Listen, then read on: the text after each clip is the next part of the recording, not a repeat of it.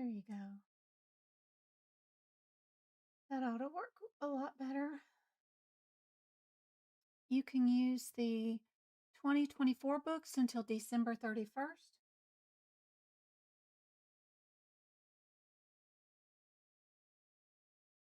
We have a practice question up on the screen. Tell me in chat what you guys think the answer is.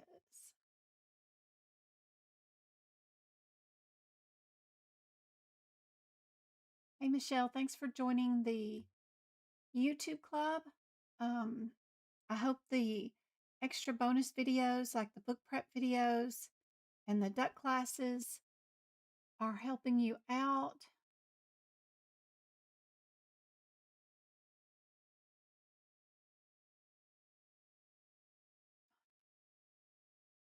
Super Skelly, glad you joined the YouTube club also. We have a lot of like a podcast that you can actually listen to me read the guidelines out to you and then tell you in layman's terms what the guideline is talking about. That's super helpful. You know, you can listen to it while you're doing laundry and stuff like that. So that's cool.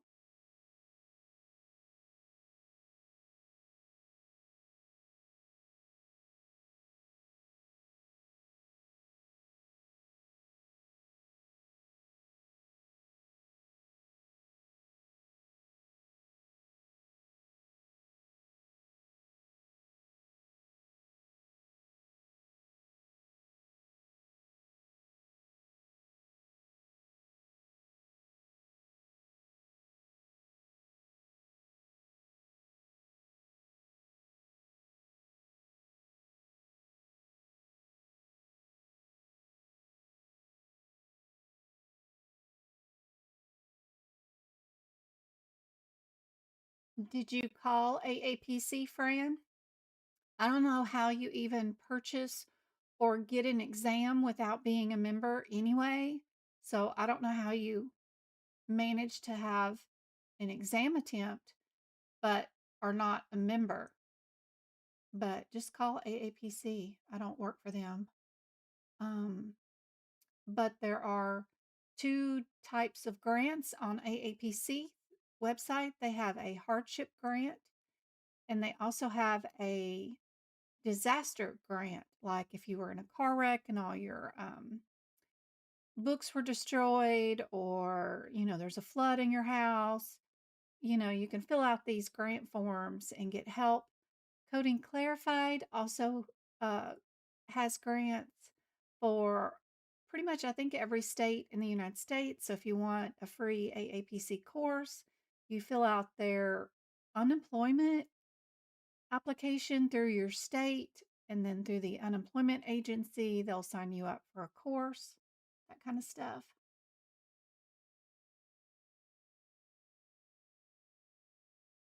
I was a member, but it made me reschedule it. Yeah, I don't allow my students to, like, I don't purchase their membership until they finish their course. That way, when it comes time for them to take their certification exam, they have a whole year of membership paid without having to renew it. And if you were a member before, you're eligible for a grant from AAPC. You just fill out the information. You can redo the application about every 45 days. I personally think it's always nice to have been involved with your AAPC chapter group, because those are the people that pick out the winners of the grants, right? And if you've never attended your chapter meeting and they don't know who you are, you know, it might be harder to win the grant. It's better that you stay involved in your member, charter member.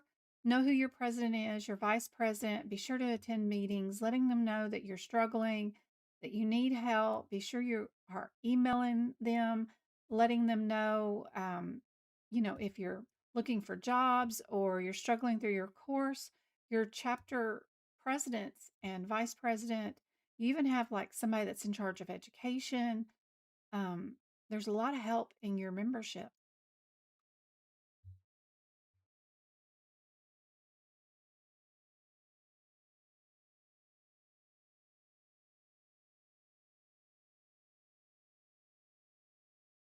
What do you guys think is the answer for this question right here?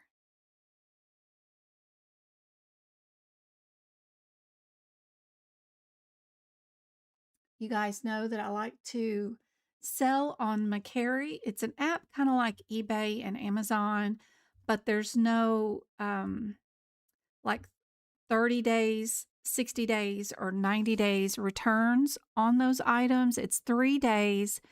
And if the purchaser likes it or hates it, no matter what, within 3 days after they get the item, you get a direct deposit into your checking account and there's no PayPal fees. So I absolutely love selling on Macari. On my Christmas items that I get that I don't like, or used socks from the boys, whatever, even used toilet paper rolls that I have laying around the house. Crafters buy them. I love the Macari app. It's really simple to post stuff up for sale. There's no per item posting up cost either. You can post as much stuff up for sale, unlimited free, all you want.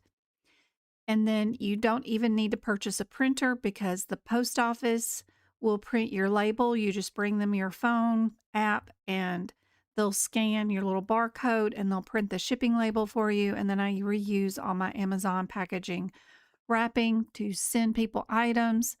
Just be honest with it. If it's full of holes and is gross, put that down on your ad. It doesn't matter because crafters like to cut up fabrics and things. And I even have sold used skin from the boys' corn snake, right? Because crafters or jewelry makers like the scales, right? There's so much. Anything that's in your closet you haven't touched in 3 months, 90 days, and you haven't used, sell it. It doesn't matter. Put it up for sale. And that's what I use to purchase my books every year and my annual membership, and including my car tags, because I always forget to save for my annual car tags, and they're super expensive here in Arizona. They go by the value of your car. Even if your car is paid off, they assess it annually, and it's ridiculous. And it can be, 6, 7, whatever, $100 per year. And if you don't save that money every month, then the bill can hit you all of a sudden. So I love selling on that app. It's great. Nobody can come back to you 60 days later and say they want a refund. It's 3 days and the deal is done. I love it. And you don't have to meet somebody in town like Facebook Marketplace where you have to go and meet somebody. So I love it.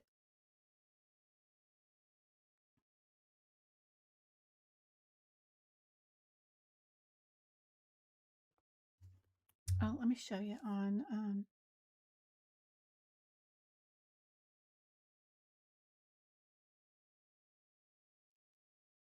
so let's see if you're on the phone. Oops. I forget how my phone works. This is an older phone. Okay. Um Macari. It's right there. Mercari. Super fast, super easy. This is my account. My account, my name on here is Fruity Pebbles. And look, that's how much I've made on Macari. Direct deposit straight into my checking account. Do they need a copy of your driver's license? Of course. Do they need your social security number? Of course. If you're making more than, when you start out and you make a couple of sales, they don't need all that. But if you start making money that, they got to report to the IRS or something, then of course they need your crap, right? But I've been using them for 5 years and never had an issue. And they never go into your checking account and take back any money ever. They only are allowed to deposit into your checking account. It's lovely. And if you have somebody complain and say that they're not happy with their item, and it's the first time that's ever happened to you, even the first 3 times that's ever happened to you, McCary will let you keep the money and then they'll give the customer a refund. So it's great. I love McCary. It's awesome. I've never had any issue with them. And I haven't even been W-2'd with all this money that I've made because it's spaced out over um, the last 5 years I've had it. But legitimately, it's super easy and it is a great extra income um, for things. And within 3 days, you get paid. It's great. I love it. Um, like you can sell your kids' old toys, outfits, um, bundles of clothes, and just post it up for sale and let it ride. You don't have to advertise. You don't have to, like, even old McDonald's toys, it doesn't matter. Whatever you have in your house, just let it sit and let it ride. Somebody eventually will want it. It doesn't matter. I'm always buying stuff from there or selling stuff when I need to, right? I have everything off right now because it's the holidays and I'm done selling, but um, you can, take everything off. You can put everything back on. You can put yourself on vacation, whatever. Super helpful. I love McCary. Sincerely, don't make any money like advertising them, but um, the app is super easy. You just take a picture from your cell phone, put a few things on it about what the item is, and then let it ride. Leave it there. It doesn't matter. If you eventually sell it, then great. Love it. And I have like stores on Amazon, I have stores on eBay. I have, if there's any way to do anything, I've tried to make money, of course. Um, Raising 3 boys and my mom, it's hard out here with one single income. So, I've done everything. And by far, McCary is the best because eBay charges you to post items up for sale. They charge you to pay you by PayPal. McCary doesn't do none of that. The purchaser buys shipping, and then the fee for selling the items comes out of the total price, so you just get what's left over, and it's great. It's lovely. It's perfect. Love it.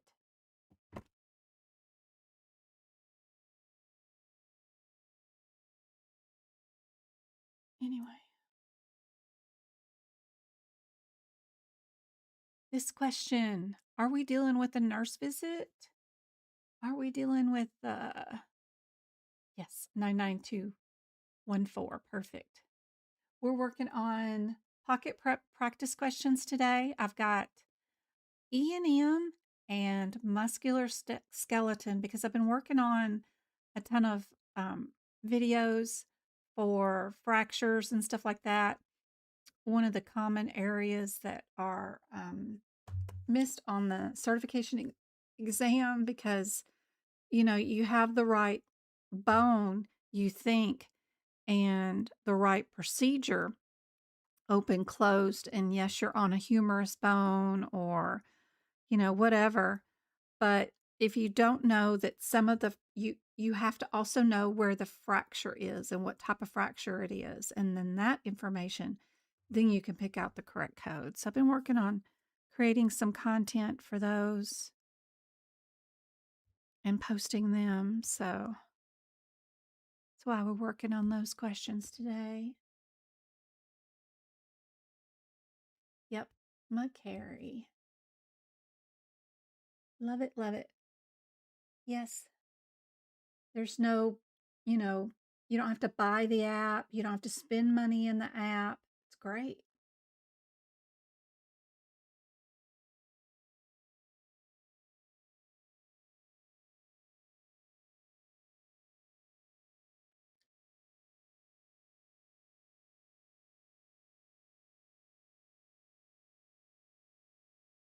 I do have practice exam questions on my website.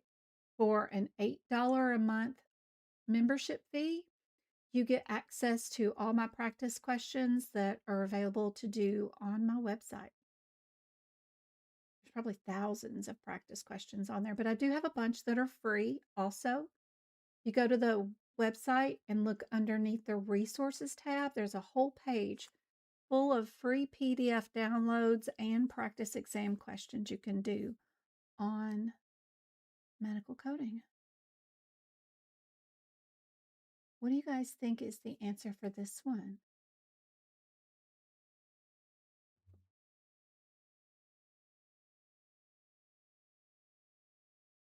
Thanks for sharing out the live. Thanks for all the tappy taps. We've already got 1,500 tappy taps. Thank you, thank you, thank you.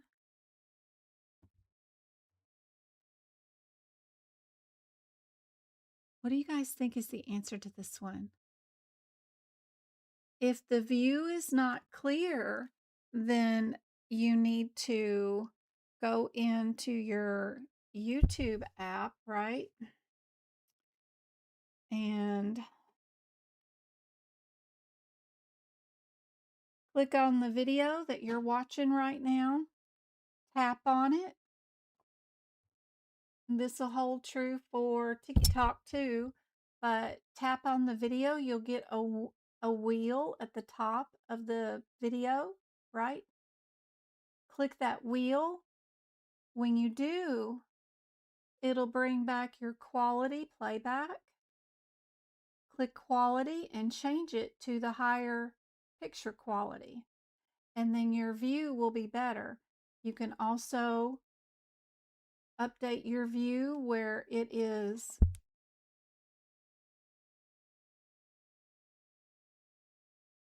just on your screen, where it's like landscape instead of up and down. But according to my cell phone and me looking at the playback, it is awesome. It looks great. I can legitimately say and read the question and what it looks like on my end, on my Android anyway. So, and then if you're watching on TikTok, right? If you're on TikTok, down at the bottom of your TikTok view,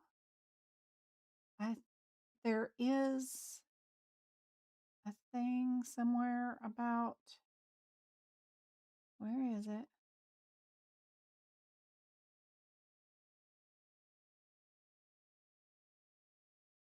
If you click on TikTok, if you're in my live, right, you click that arrow button down at the bottom, the white one, you scoochie all over to settings, and you can change your view, your settings on the video quality to a better video quality under the settings right there.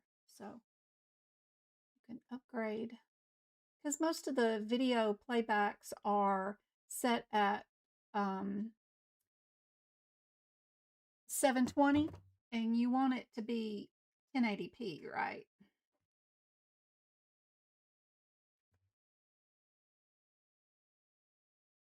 Great. I'm glad it's better now. All right.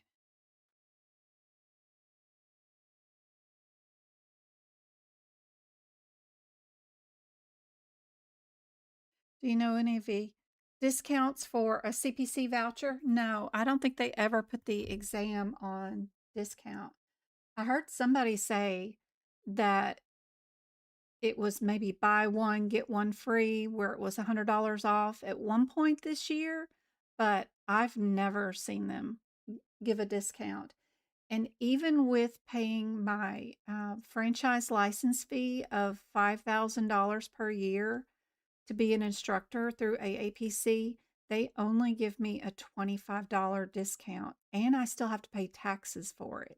So if I was to buy you a certification exam attempt, right, it's $475 for me to buy it for you, plus they tax me on top of it. So that's like $12 in tax. So it's only saves me $10. They don't give any discounts on the exam attempts that I know of.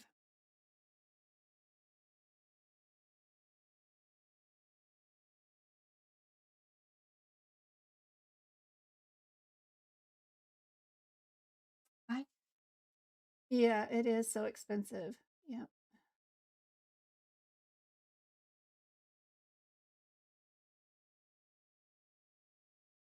You tell me, what do you guys think the answer is? What type of soft tissue tumor resection is commonly used for malignant tumors or very aggressive benign tumors?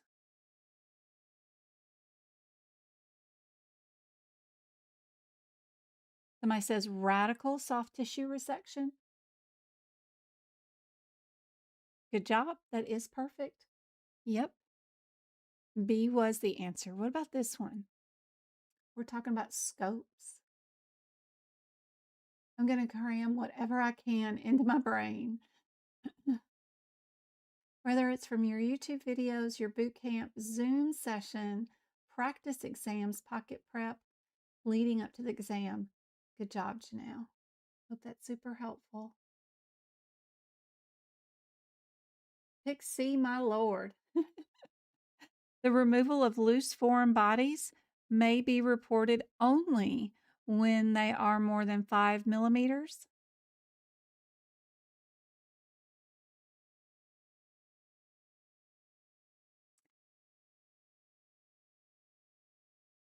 I like to stay away from the words only or never when I'm doing these wordy questions, but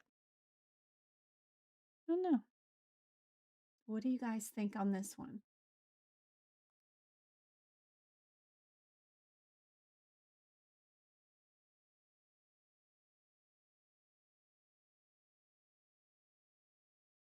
Should say not limited to, no restrictions.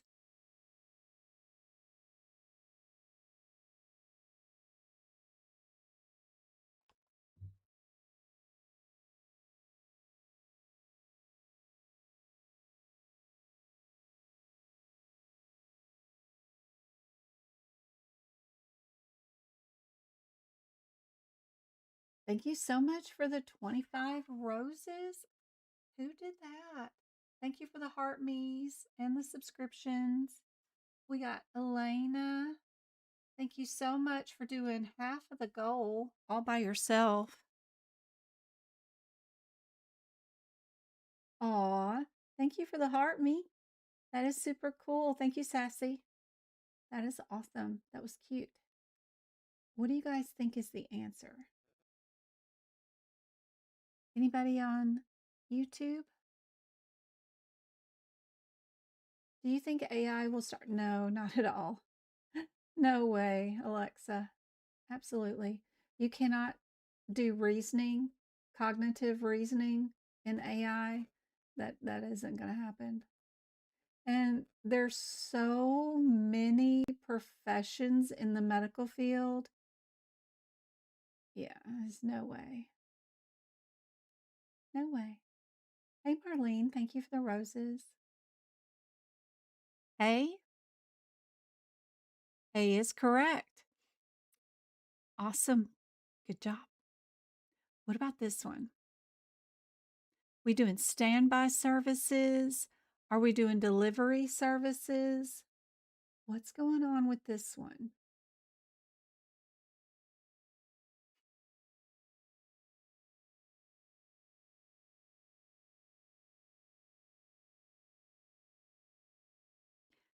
Advice, you're testing in a week. If you're testing in a week, be sure you are doing questions by clearing headers first. If you have A, B, C, and D, right? Make sure you're going to pages like this first, where you've got all the code sets listed for this particular set, like this is all musculoskeletal, right? That you're going to here first, right? Answer A, answer B, answer C, and then answer D. right? You can tell with this page that answer A is under this body part, answer B is under this body part, answer C and D are under this body part. That'll get you down to a 50-50 shot. Then, knowing that one of them's underneath that blue header and then the other one is underneath this blue header, know your differences between incision and excision. What will you see in the exam question? If they did an excision versus an incision, and only look for that difference in your exam question, and then you can pick out your correct answer. These pages are super helpful because they keep you track on what body part you're under and can get you down usually to a 50-50 shot. All these chapters are done this way. They're going to give you every single excision underneath each one of these codes. But if you don't know to go back and look and see what body part you're under, then you could be doing the wrong excision. They love to give you 4 children codes underneath mama codes, underneath different body parts, so that when you get to those child codes, and because there's no red headers on these pages, and all you're seeing is how many centimeters or just whatever little bit of information that's written inside some children codes, but they might be separated out on different pages, right? But they're all children codes.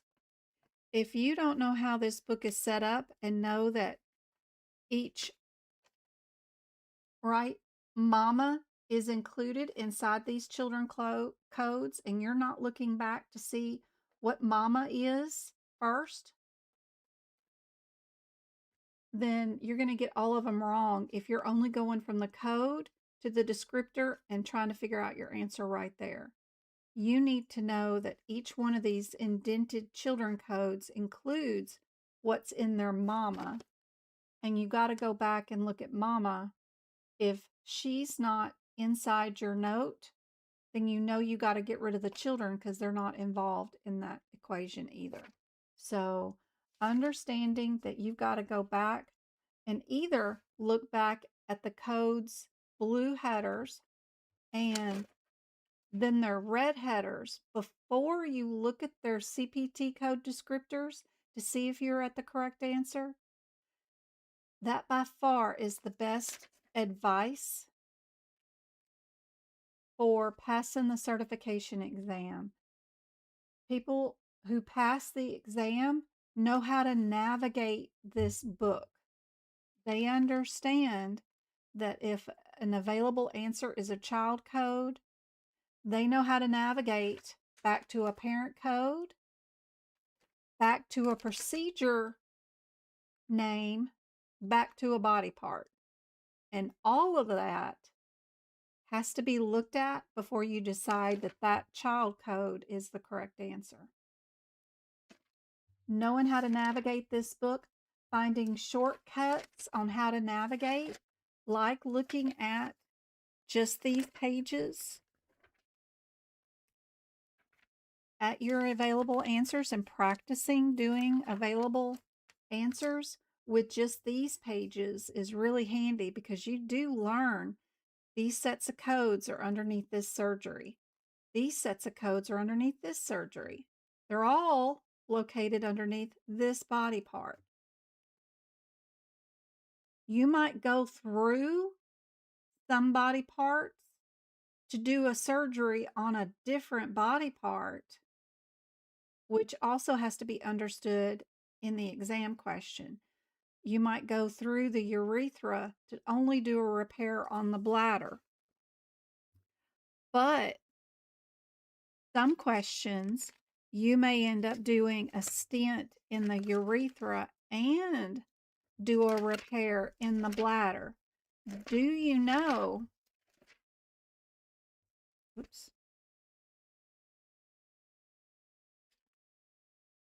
that if that happens, you're way down here, only in this small set of codes that are doing repairs on both the urethra and the bladder.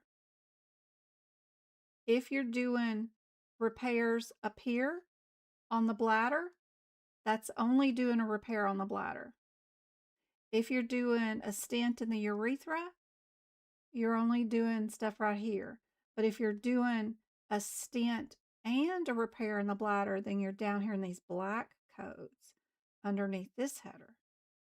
So knowing how to navigate the book, knowing what it means to go through someplace, to get someplace to do repairs, knowing that the front of the book that tells you the instructions on how to use this book, and you've actually read these 6 or 7 pages that are right here, that you've gone through, found the words that say, for example, in all of these pages, and you've read these examples, because this is where they like to put a bunch of exam questions, is here in your guidelines, right?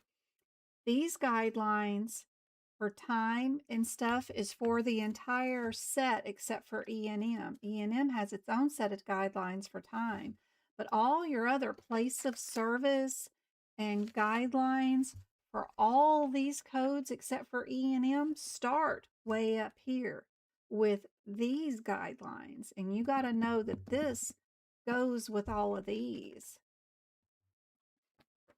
Same thing for your vocabulary, right? You know your differences between your codes once you're inside a particular body part and once you're underneath a particular surgery, that your differences between your codes are going to be these words or prefixes, that you know distal and proximal and superior and same side, peri, trans, retro, all of these are going to matter and going to be the differences between your codes and what you're looking for in your exam questions. You might be on the humerus and doing a fracture of an elbow, but was the fracture around the elbow? Was it through the elbow? Was it behind the joint? Looking for retro, trans, peri, meta, ispo, infra, epi, endo. These are the differences between all of these codes, and knowing how to look them up is how you pass the exam. Knowing how to navigate this book. Be sure you've done all the codes from E&M all the way through medicine and written down the page numbers where the red codes are located. It's easier to stop when you see one that's a hashtag and go find where it should be and put the page number down, because if you try to go from the red code and then look at where they tell you to look for the code, it's harder to find. Just every time you find one that's a hashtag, it's already out of place, so it's easier to find one where it should be because those are in numerical order. So every time you come through here and you find one that's a hashtag, just stop and then go find where it should be and just write the page number down.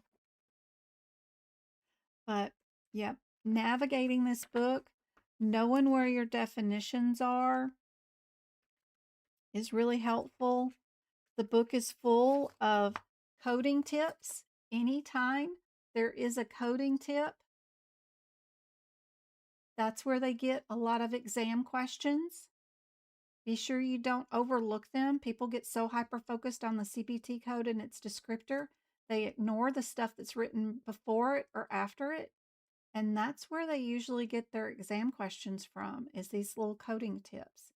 If anything has a chart in it, a decision tree of any sort, again, people ignore it and don't want to learn about it because it's not a CPT code or a descriptor, but that's where they get their exam questions from. So let's see.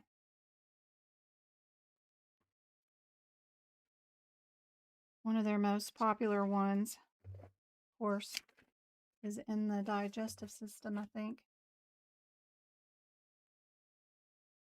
Yeah, they love these coating tips, especially in the digestive system.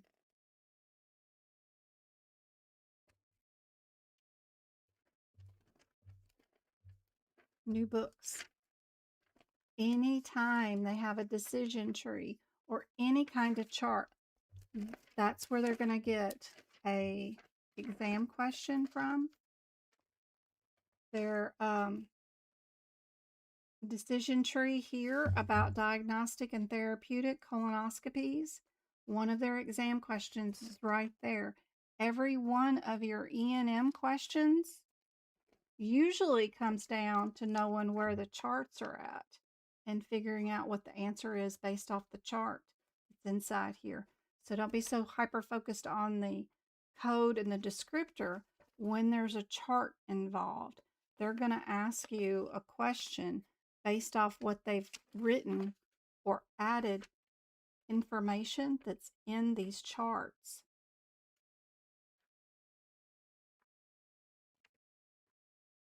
All right, back to our exam questions.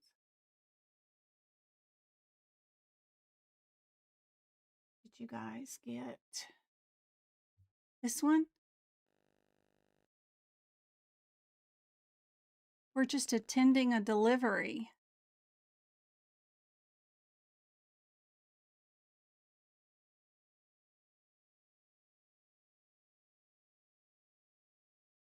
What are we billing?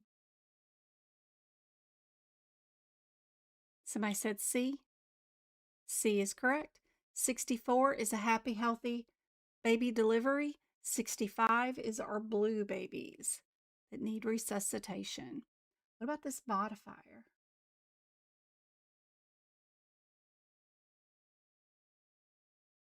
Yep, if you know how to navigate your book, then you can navigate any exam question they send you. Yep.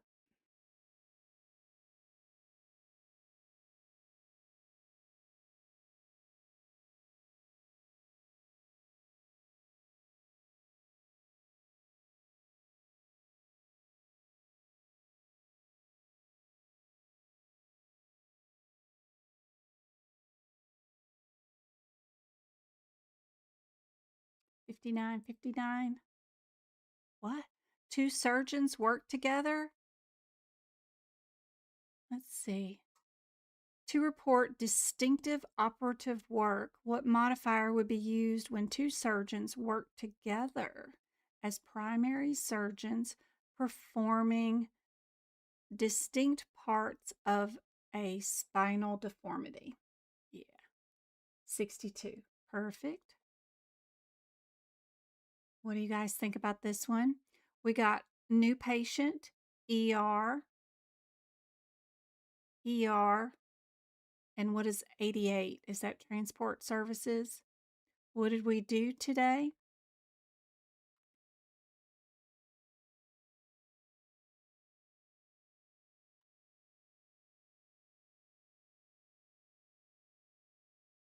A medically appropriate history and exam was performed. Which one of these only have a medical appropriate exams? We are in the ED.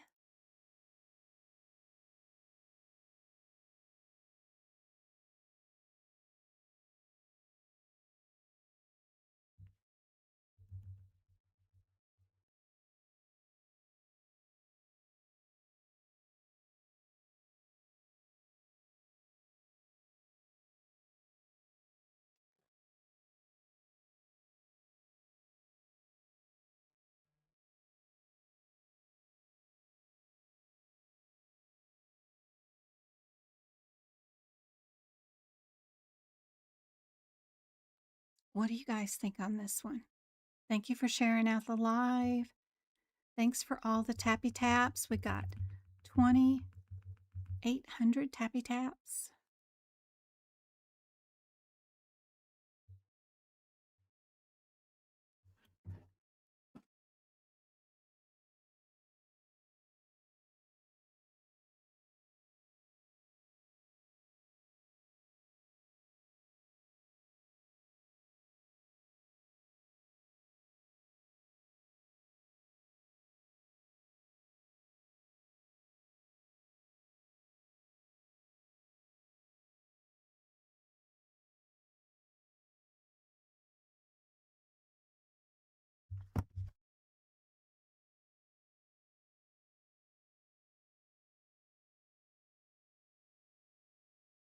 giving out 5 YouTube memberships.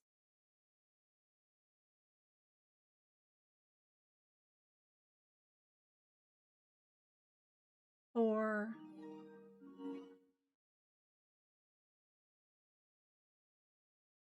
very cool subscribers. So it looks like we've got Sarah, Bernie, Kay, Star Stuff, and There all got memberships. Yay, you're so welcome, Prime. I hope that helps out a whole bunch. We got 2-3 or 8-3. Good job. Perfect on that exam question.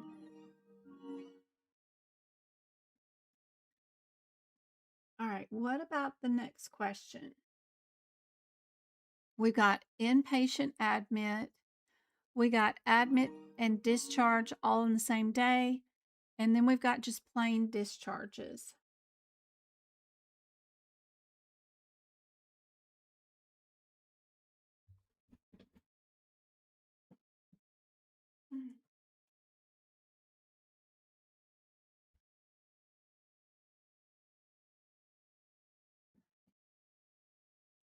Anybody else been influenced by the TikToky shop? We got our lucky here.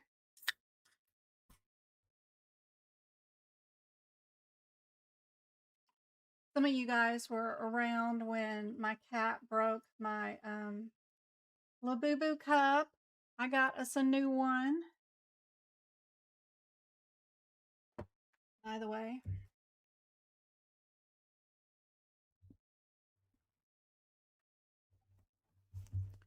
What do you guys think? What's this one? Were they admitted and discharged in the same day? If they were, did they meet the qualifications to billing that code? Set. We have some guidelines on page 22 if you're in the 26 book.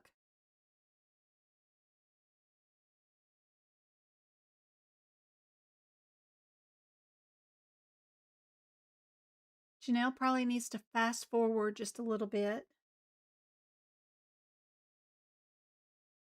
These practice tests you can find. Let's see, let me go and go to medicalcodingbyjen.com right here. And if you click on this one right here that says 750 practice questions, if you click on that, it'll take you straight to Pocket Prep. And if you just click on medical, and then you click the top link, which is aapc cpc, you get access to 750 practice exam questions. They do have all 18 areas of the exam, including coding cases, E&M, all that stuff. They do have a pass guarantee, which is super helpful. And look at their prices. Oh my God, so cool. You can try 30 questions for free.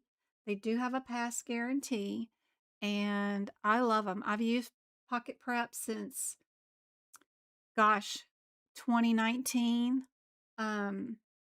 Love them.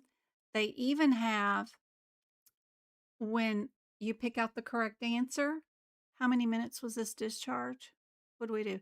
After the patient vomited once, they were improved and were discharged home.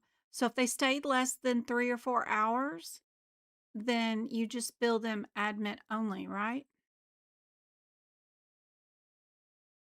Yep. If you hit the show explanation, they'll tell you where the page number is for the correct answer in the rationale, which is super helpful. In the 2025 book, that answer is on page 23. I happen to be using a 2026 book, so that's why I said it was on 2022, on page 22. But This has taught me more than even the courses or anything else did, was having the rationale with the page number so that I can do the questions in reverse. Once I know what the answer is, then I can go to that page number, look for the reason why they're saying that is the correct answer from where they got the answer from. So I love Pocket Prep. I think it's great. And if you use my link on my website, they do give me like $4 if you do buy the 3 months, which is always helpful. And then I in turn spend that on you guys, right? By buying you guys memberships to my YouTube channel and stuff like that. So, yeah, super helpful. Here's our next question. But I know if you got to go buy practice questions from AAPC, it's $80 for 150 questions. So Pocket Prep is great. For $35, you get 750. Awesome. Love the price. And they are, I encouraged them to start making CRC questions and CPMA questions. And I heard back from a Pocket Prep rep, and they are doing it, I think. I think his encouragement, my encouragement for making those set of questions is working, and they are going to invest the money in creating questions in those areas too for you guys. So I'm so excited. That's great. I think that's lovely. They just have to have, you know, a, a team of writers write the questions. And because they like to have the page numbers down and stuff like that. So it'll take a little time, but I think they're going to do it. Yeah. Isn't that awesome?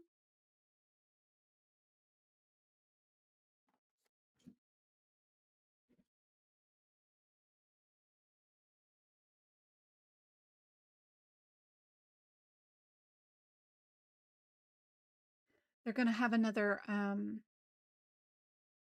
promotion, I think, around Valentine's Day. So they were letting me know about it coming up soon. So they're going to have some like features that will help with studying that I think are going to be coming out too. So it's going to be nice.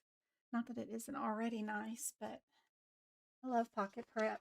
You can now put in your certification exam date, and then they'll try to send you updates and let you know um, little tidbits on passing the certification exam. The great thing about Pocket Prep is you can download the app and you can be doing practice questions while you're waiting in line at the grocery store or sitting in parking lots waiting for your kids to come, pickup time. You can always do practice questions on the go, and you can work on your process of elimination, looking for similarities and stuff like that. Love it. All right, guys, what do you guys think? Y'all think A for this one? It was actually C for this one. We're 90 on this one. The fracture was commuted and displaced.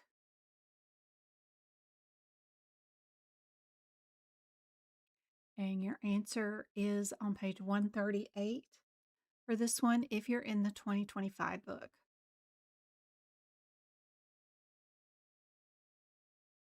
What do you guys think about this one? These definitely are going to be on your exam. They love ankle fractures because you got 3 bones all at once that end up being, your ankle part, right? So, which answer do you think is correct for that one?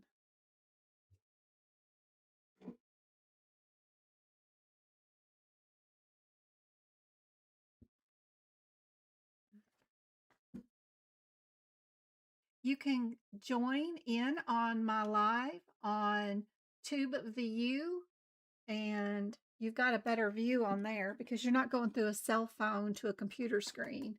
On TubeView, it's a direct feed from my screen to your screen, which might be a better view.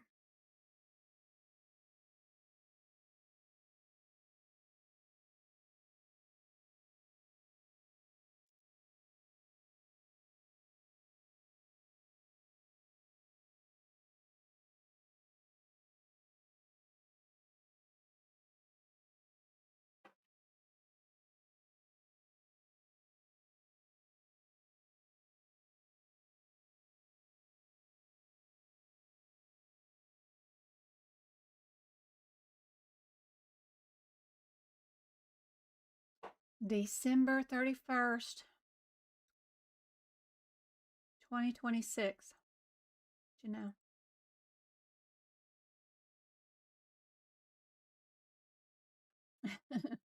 Tube of the U. What do you guys think? D? You're going 99?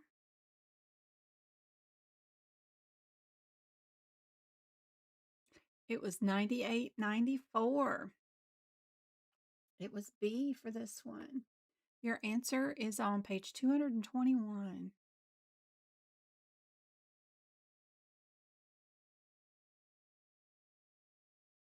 I think somebody's here. I'm going to go check on see who that is. I'll be right back. While you guys work on this one, looks like an ER question.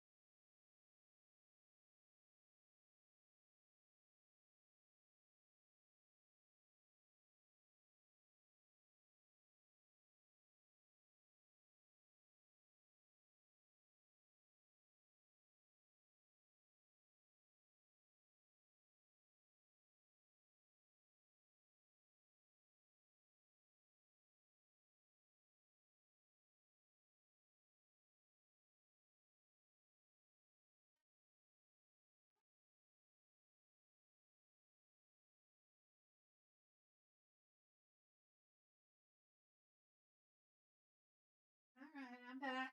Sorry. Woo! Mom's getting Christmas stuff delivered, and the UPS guy put it behind the car, and I had to move it so that we could move the car. And it was a crate. And I'm like, oh, what'd you put it behind the car, dude? All right.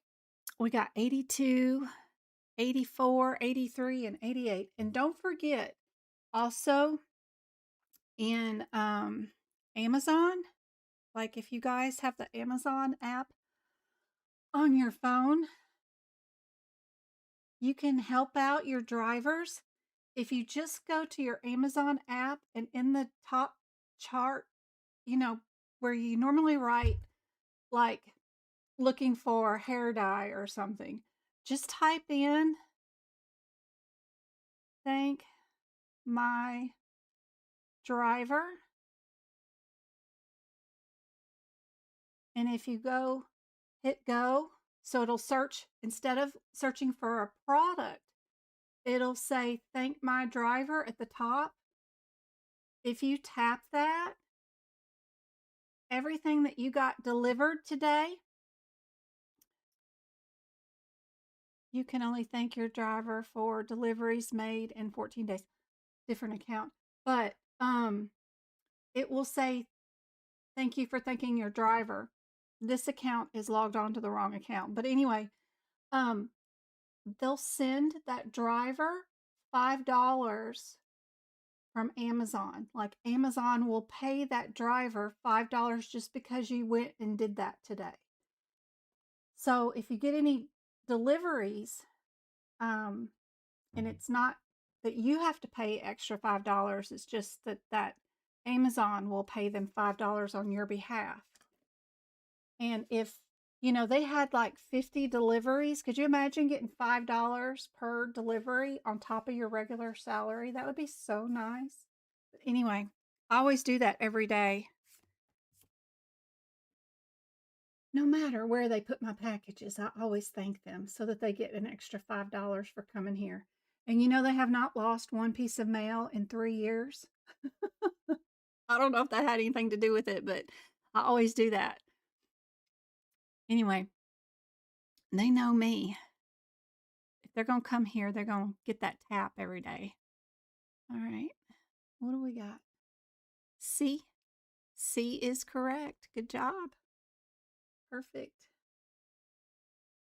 Answer is on page 27. What do you guys think about this one for our ligament?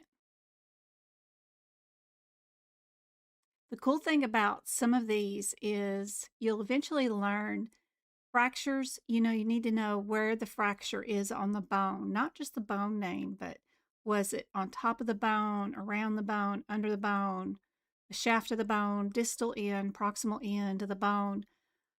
Same thing for like tendons and ligaments and stuff. You'll start learning about what you need to answer those questions. What kind of ligament, or for tendons, was it a retraction tendon or a flexion tendon? Just knowing some of those differences that, you need to know if you're doing an extender tendon or a reflection, so that that one of those words you got to know in your exam questions. So I bet this collateral is going to mean something for your differences between your codes.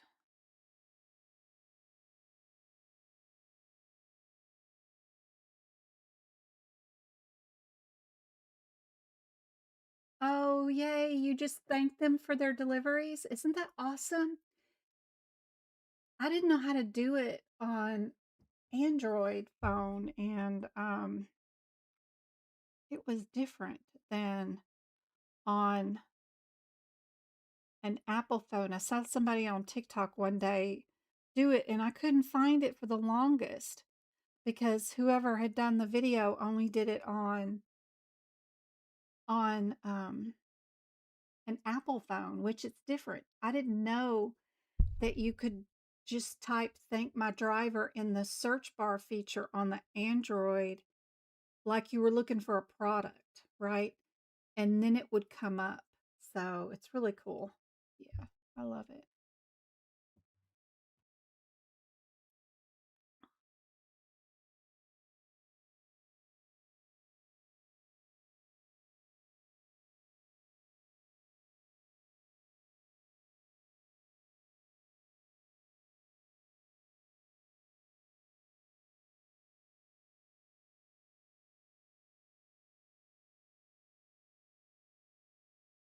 Everybody saying D?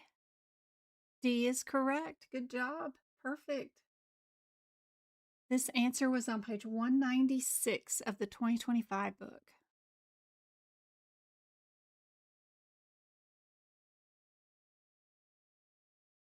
What about this one? Are we a consultation? Are we in the office, or are we an established patient? Or are we in the hospital? Seeing these codes and knowing them and their headers without looking at them, if it's E and M, is super helpful. I know that this is a hospital consultation. I know that these two codes are office visit consultations, and I know that this one is an established office visit, no consultation. So that is helpful.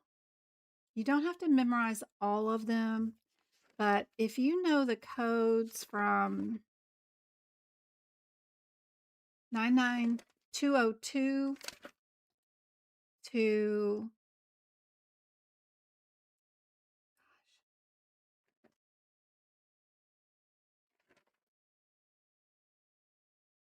99288, That is really helpful. Just these first ones in the beginning.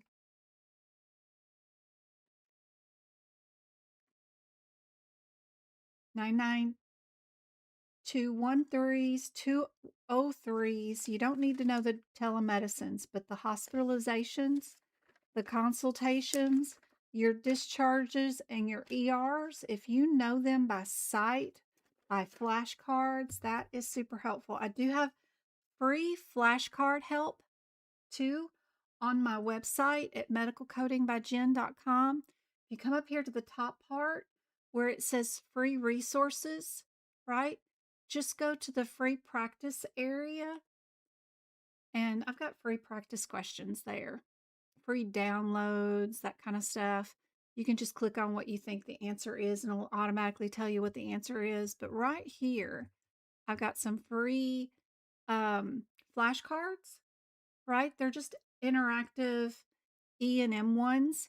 There's 3 sets. You can just hit view details. It'll take you to them, and then you can do them. It's got the flashcard steps right here. Drop down menu's got 3 quizzes, and here's the first quiz. And it's just going to ask you about this one. Which one does it fall under, right?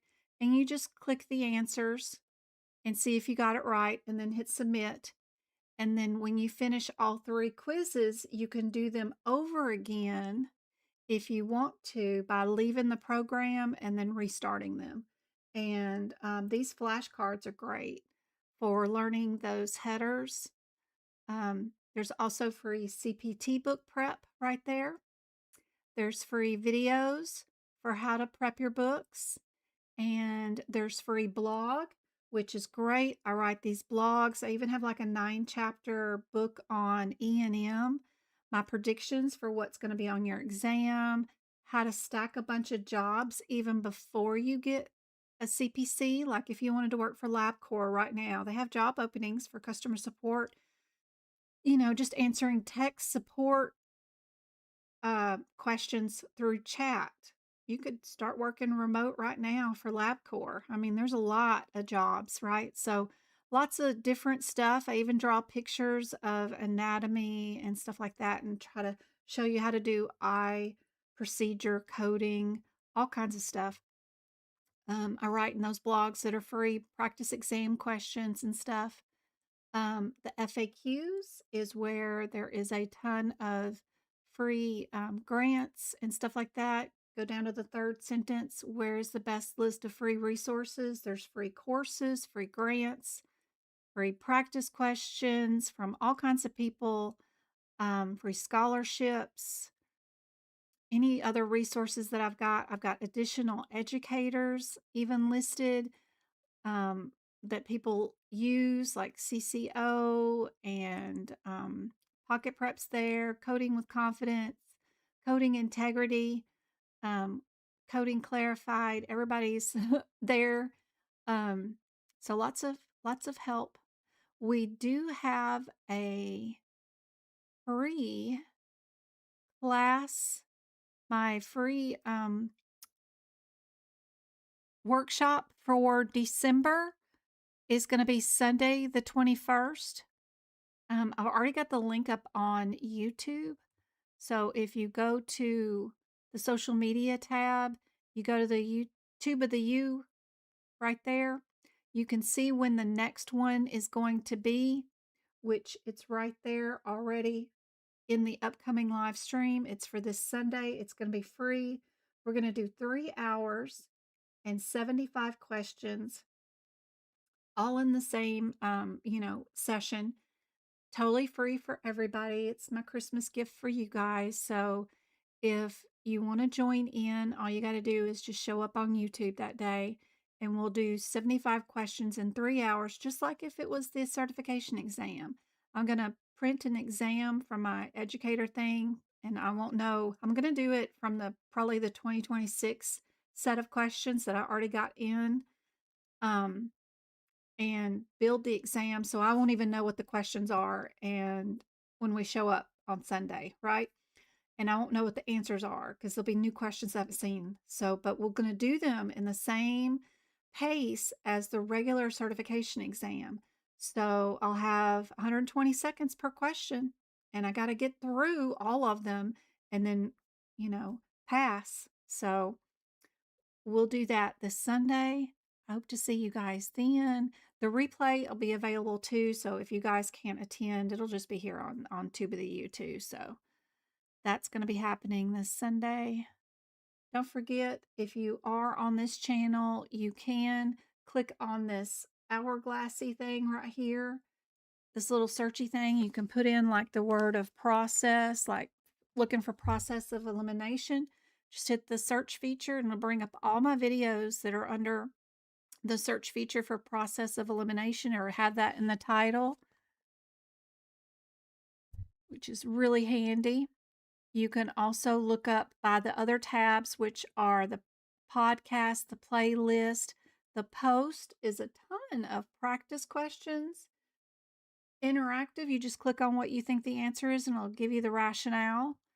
I delete them every year and then restart them all over again for the next year. So these will be going away pretty soon, but there's a ton of Moz surgeries and stuff like that. They're all free. The playlist is super helpful because I've got all my book prep videos and duck classes, ICD-10 book prep. If you want to go into just integumentary videos or just E&M videos, they're all listed and organized underneath the playlist. The podcast, you get to listen to me. There's 3 of them: ICD-10 guidelines, E&M, and a course. And it's all free. The free live lessons that I've done over the past 5 years are all listed underneath the live tab, which are here, and they're all dated with what we went over, like compliance and urinary are right here. Here is guidelines. Here's CIC, here's CRC, here's E&M, here's urology, here's cardiovascular, musculoskeletal questions. Just a ton, and they're all organized. So there's shorts, super short videos that you guys can do in just 10 seconds or less, practice questions, which are super fun. But just be sure to, know how to use and the little tabbies that are here on the YouTube channel, which are super helpful. Yep. All right. Back to our practice question. What did you guys think was the answer for this one? Somebody said C, and C is correct. Good job. Your answer is on page 25. What about this one? Are we a regular office visit? 2 of your answers are in that bucket, and 2 of your answers are new patients. And we know that because of the 4th digit in the CPT code. That 0 there means it's a new patient, and the 1 means it's an established patient.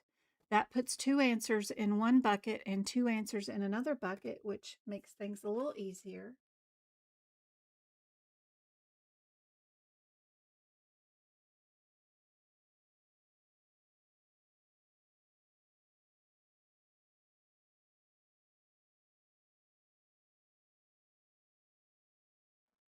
My mom was texting me. Sorry.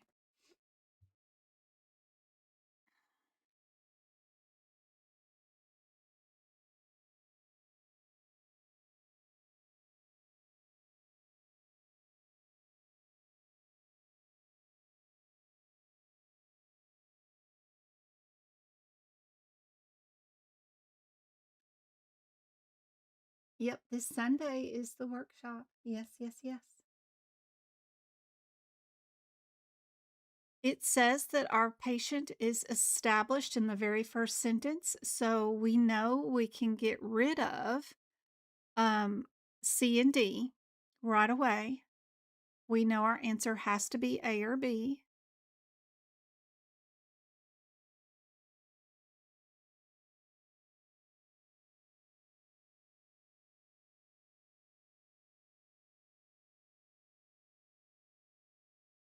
Somebody said B. It is A. We have a higher level of MDM. Our answer is going to be on page 17 for this one.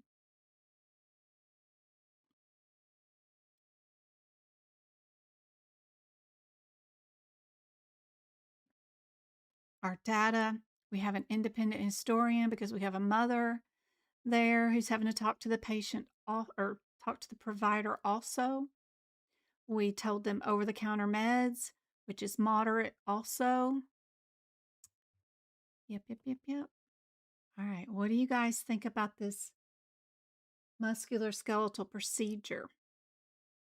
We have 2 of them that are the 22600 code, and 2 of them are the 22630 code. First, figure out what those 2 differences are. Only look for that difference in the exam question. That'll get you down to a 50-50 shot. Having a plan of attack per sets of answers is super helpful. How am I going to handle E&M questions? How am I going to handle musculoskeletal questions? But doing that from the answers first and not reading the question is the key. You only have 120 seconds per question. So run into the answers and having a plan of attack ready.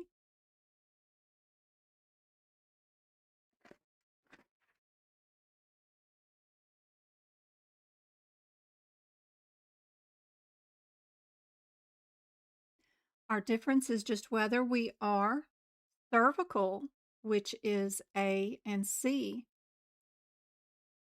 versus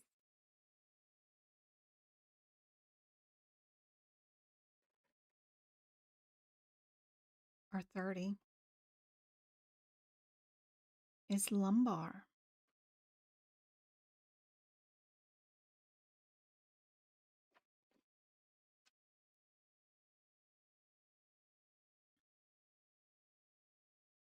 And this is an unmarked book. Being able to tell that super quickly is helpful. Check our question, whether we're doing lumbar or sacral or cervical is super helpful. Then that gets you down to just 2 available answers. Do we need another code?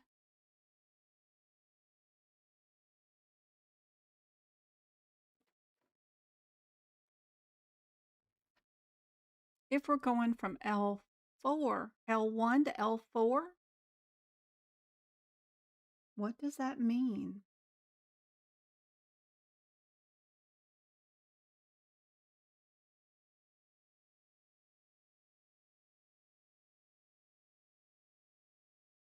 You passed the exam today?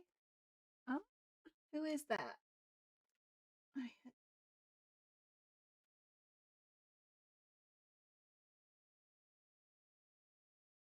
Oh, come on.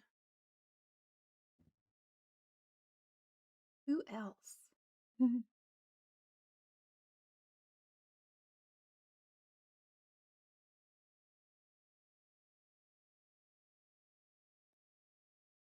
The time is listed on YouTube for your time zone area.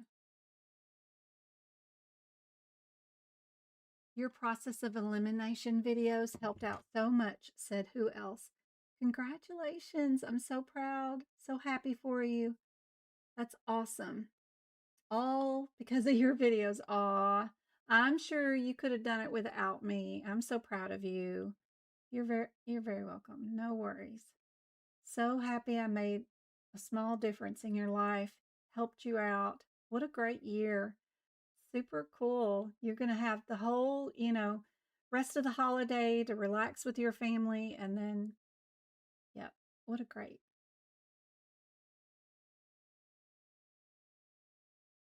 I know that's such a relief too, right here at the holiday time.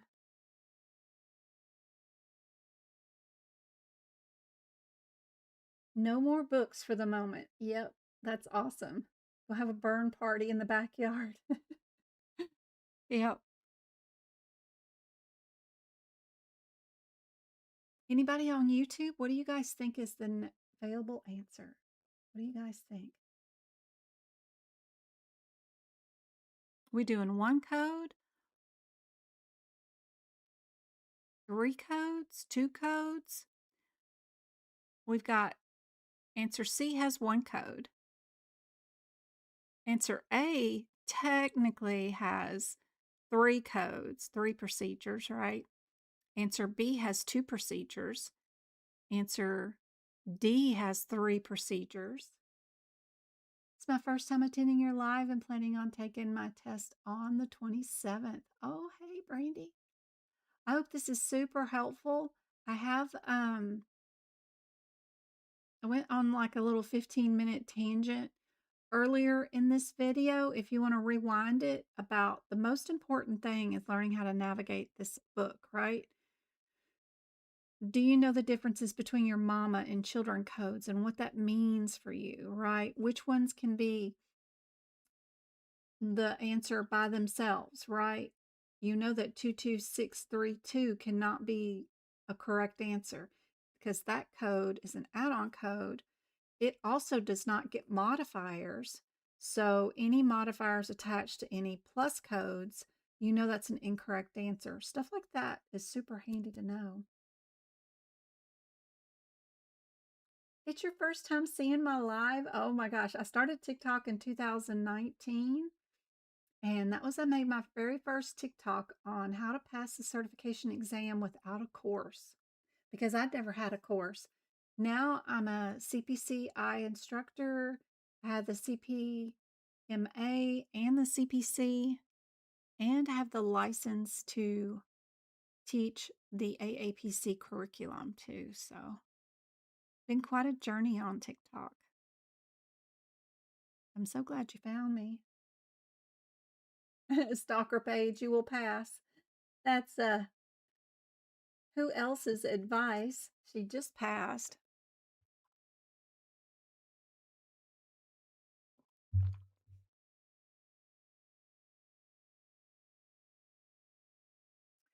What do you guys think is the answer for this one? A, B, C, or D?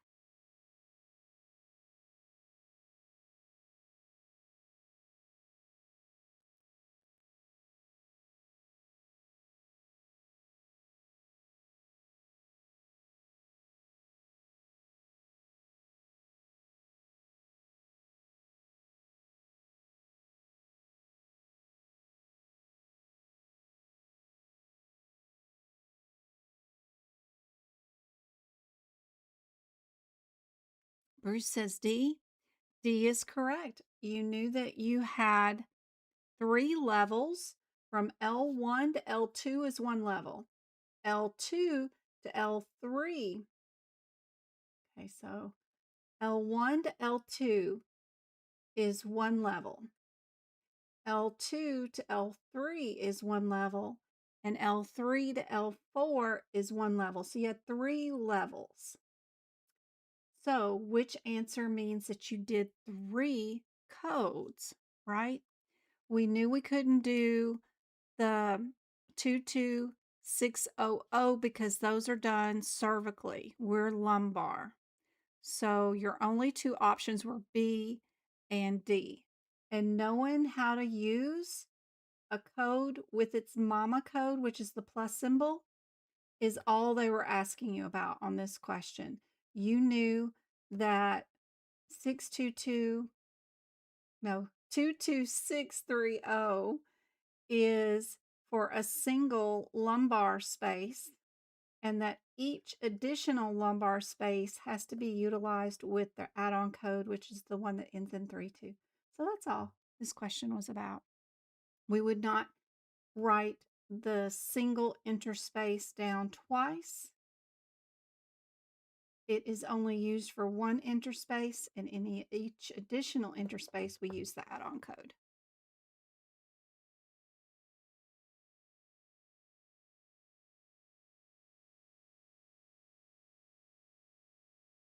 And your answer is on page 159 if you're in the 2025 book, and it is on page 152 if you're in the 2026 book.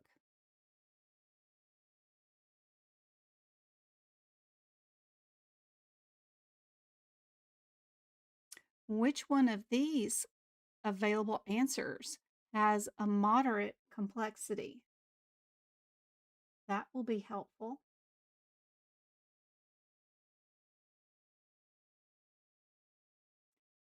Your friend told you about me. Oh, that's good, Brandy.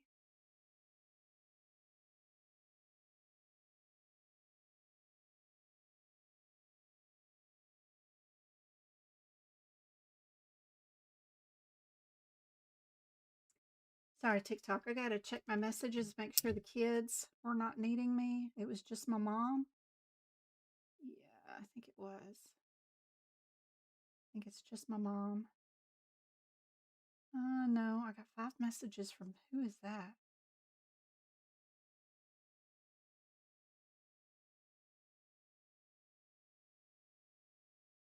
Oh, woo. Okay. My mom's Christmas present. Okay. Sorry about that, TikTok. I was getting tech messages from uh, some patio people. All right.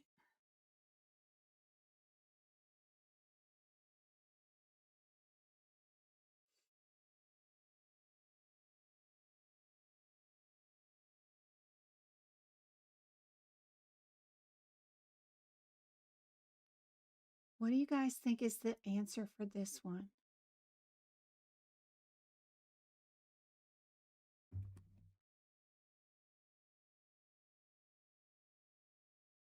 Thanks for sharing. Thanks for tapping. We got 5,000 tappy taps. We got 33 roses. That is cool. Hey, Cindy. All right, what do you guys think? Are we a 41, 42, 44, or 49?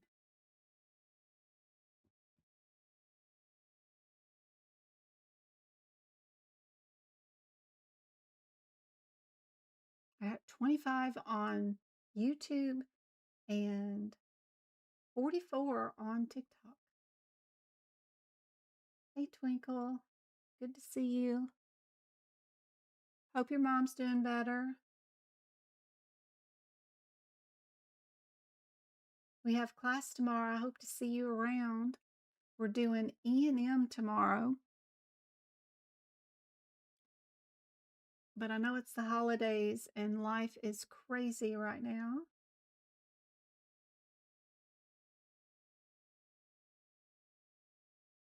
Karen said C. She's going for the most expensive 649 one. It was 44. For this one, we are on home services. We are new patient. And your answer is on page 33. What about this one? We got a meniscus tear.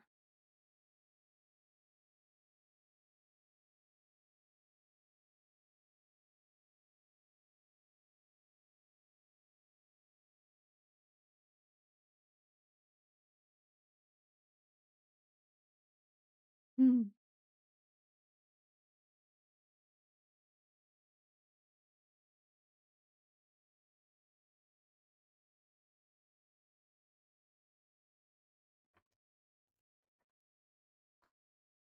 This is just wanting to know if you know the differences between and or.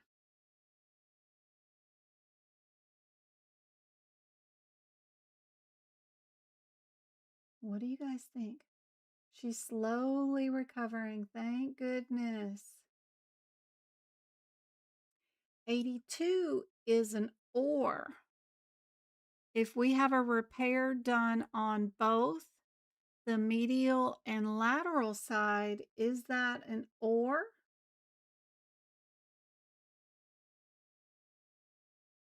Scratch that.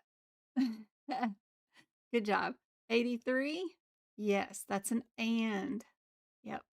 Our answer is on page 211. If you're in the 2025 book, in the 2026 book, it's 202. What about this one? If we've got 15 minutes of just a synchronous audio evaluation and management For an established patient, what would be our correct answer? If you have a 2024 book, you won't have access to these codes. These are new, I think, for 2025.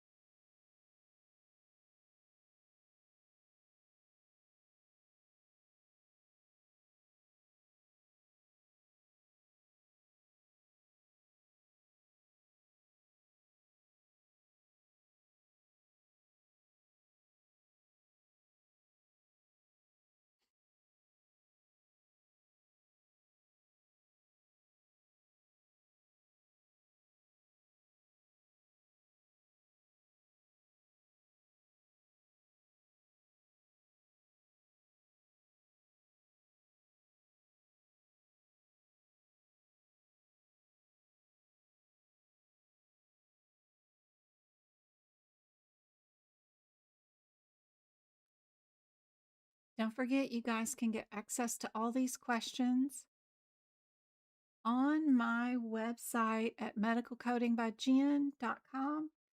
Just come here to the front page, and right there next to the lady's hand is the little link that says practice questions. Just click on that. It'll take you straight to Pocket Prep. Just click on medical right there. And the top link is AAPC CPC exam questions. And it has access to all 18 areas of the exam, all multiple choice for AAPC, CPC. You can build tons of exams. They even have a little pass guarantee. Super cool. And prices you just can't beat. I mean, $39 for 3 months access to 750 practice exam questions. It's great. You can put the app on your phone, or you can do it just on desktop like I've been doing it. Love it.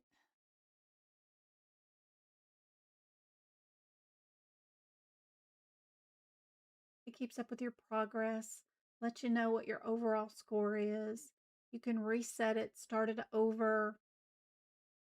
They do update the questions every year. They'll have them updated for 2026 questions around April.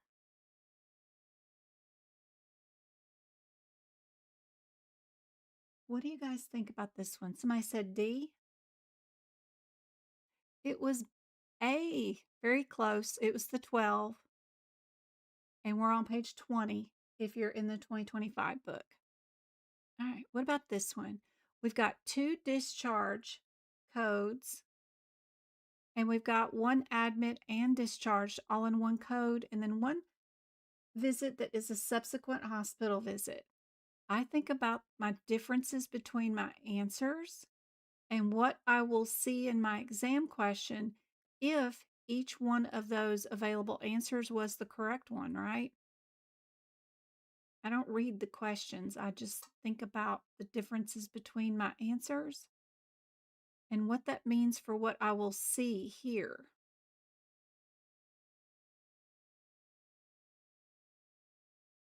I do on my website. If you go to medicalcodingbyjen.com and you go to the More tab right there, you go to the membership plans right there. I've got a set of practice questions for CRC, which are right here. It's, the second one. And that'll give you access to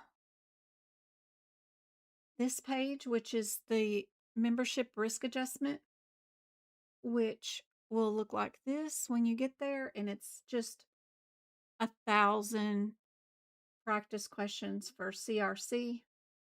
I have talked to AAPC or Practicode, Pocket Prep, and I told them to make some for CRC and for CPMA, and they are actually doing it. So they've hired some writers and they're working on it. But for now, I have some on my website. Now, I don't have page numbers on where the answers are, But if you get it wrong, it tells you why it's wrong. If you get it correct, it tells you you got it correct, which is kind of cool. And I have 1,000 of them or more here. So, and there's like some free CRC decision tree stuff that you can download too. Just a ton of stuff. So there's a ton of practice questions. It just goes on and on and on and on and on and on forever. So, and it has over here on this sidebar, I don't know if you guys can see, you can't on TikTok, but there is a ton of PDFs that you can download too that come along with it. So, really cool. Anyway, but for now, I have some on my website. But Pocket Prep, get access right there at that link.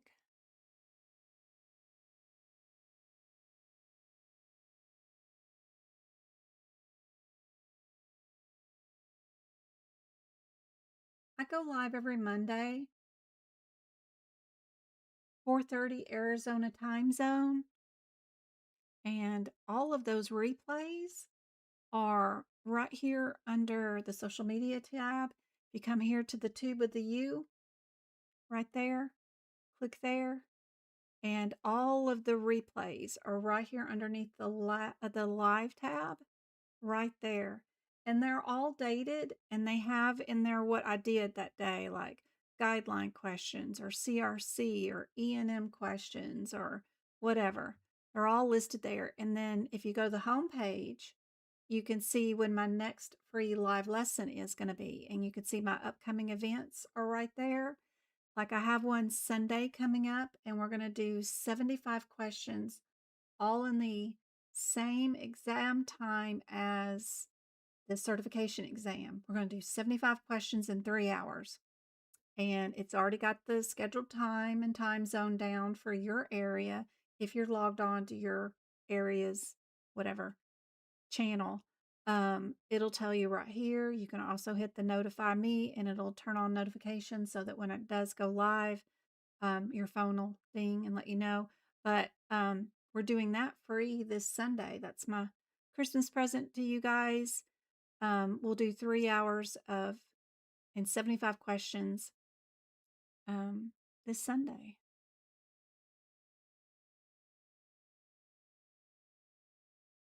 What do you guys think is the answer for this one?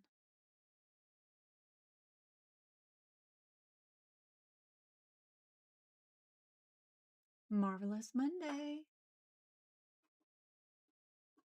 Hey, Mayfield. She was with me.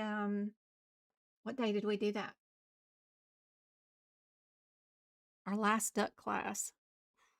Was that yesterday? I guess it was. We had a class yesterday. We did for 2 or 3 hours. I think it was 3 practice questions. That was fun on Zoom together. Those classes are only $6 if you join in, and they're really handy because then you don't get influenced by what the answer is off a chat. I send you questions to your device on Zoom, and you have to answer them alone with your books. And then I give you 2 minutes per question, and then we go over the answers. Really cool.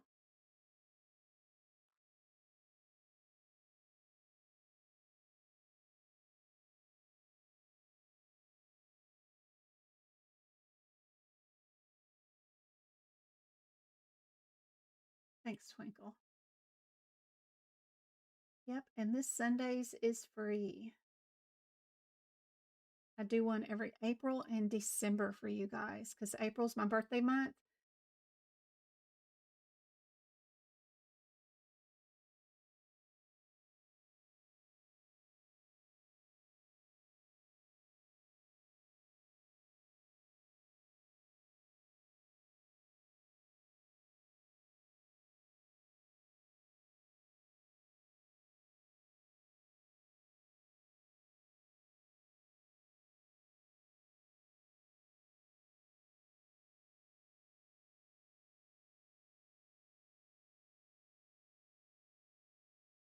Everybody got B for the answer for this one?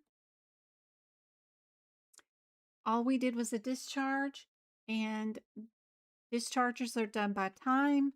So 20 minutes. We only met the requirements for the 238 code, and your answer is available on page 24. What about this one? What's our guideline for applications of cast, splints, and strapping? Ooh, I just did a TikTok on this one today too. I am trying to win a contest on TikTok. If you see any of the TikTok hashtags that say something about teacher or TikTok contest, they have one going on right now. They're giving away like $200,000 to one teacher this year. I don't know. But your entry videos have to meet the requirements of having 20,000 views. I've only had one video that I entered in that has that many views. Most everything only has like 400 views for me. That's my average. But I did have one qualify, but you need 3 to qualify. So you see any of those recent videos, you could watch them through. That helps put them in as an entry, which is great. But I'm surprised I did have one hit 22,000 views this week. But I mistakenly put my website name on the video, so I bet it gets disqualified. I think I can only put medical coding by Jen on it and not like the website on it. So, oh well. I'm not too good at creating videos, but I try.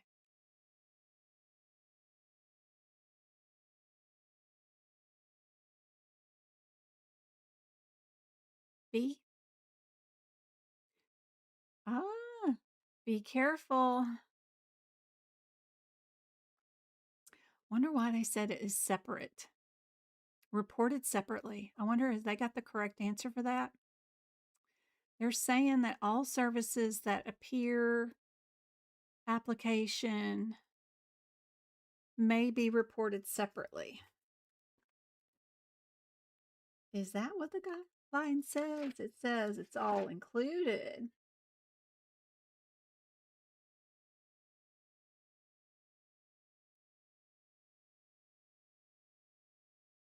Now, ...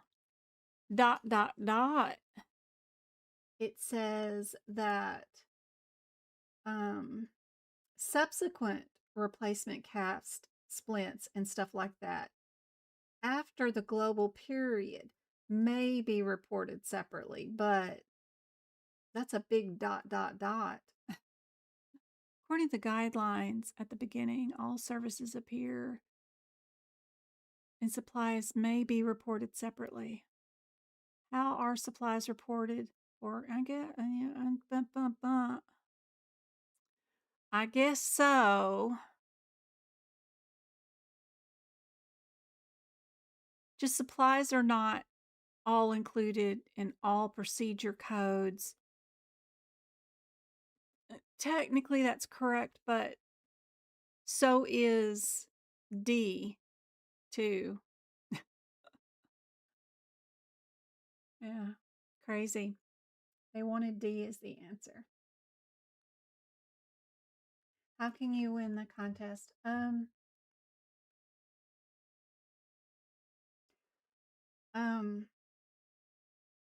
Let's see.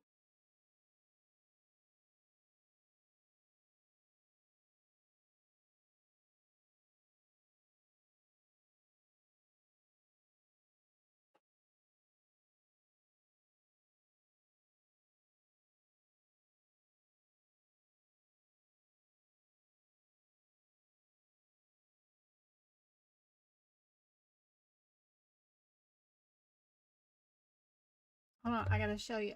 Just a second. Hold on, TikTok. Gotta go here, and I gotta go here. and I'm not quite sure, but I screenshotted the contest and I'm sort of trying, but I'm sure I'm epically failing on it because don't ever pay attention to the fine print.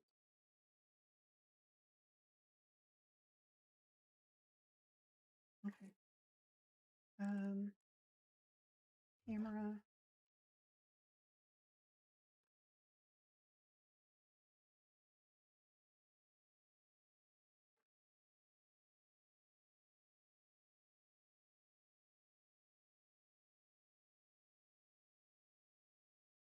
Oh, it's 100,000.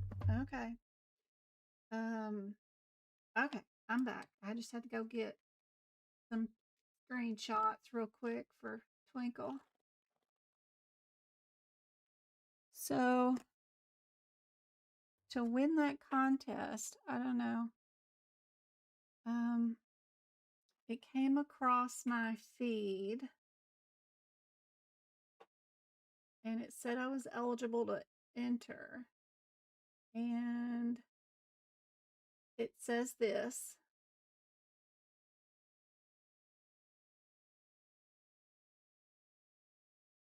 To enter the contest, it says that. And then when you click on that, you enter this into your TikTok. It says learn on TikTok contest and then the hashtag educator award. So to enter. So you just make videos with those hashtags.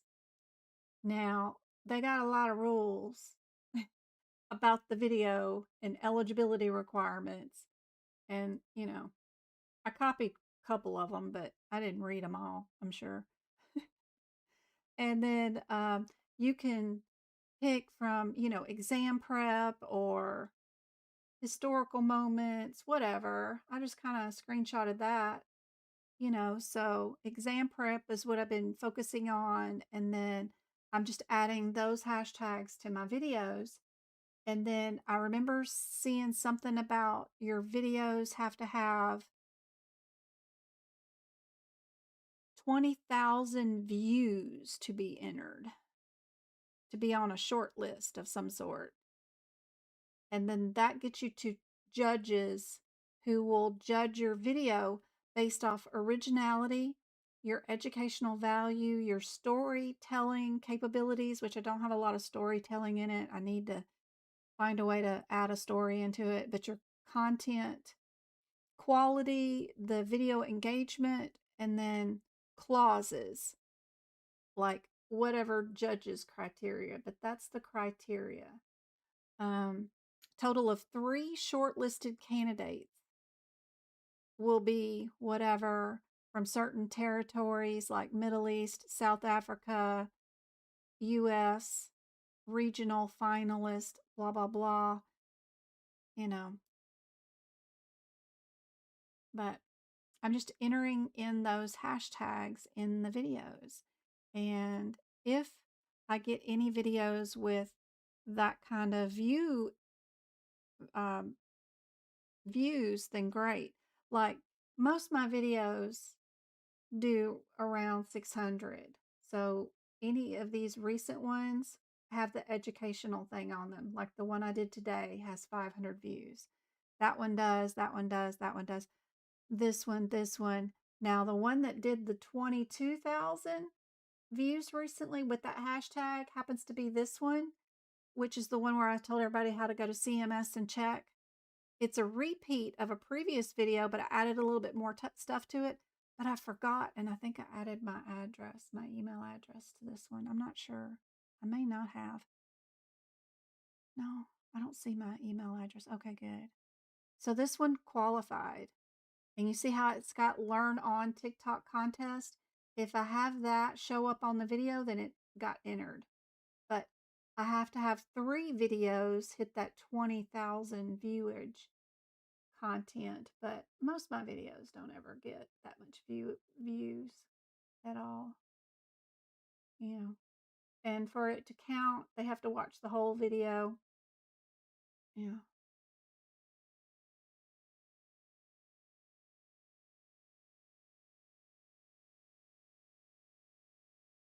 but it's rare that I get one like that. Very rare. But I need 2 more like that. And I think the contest ends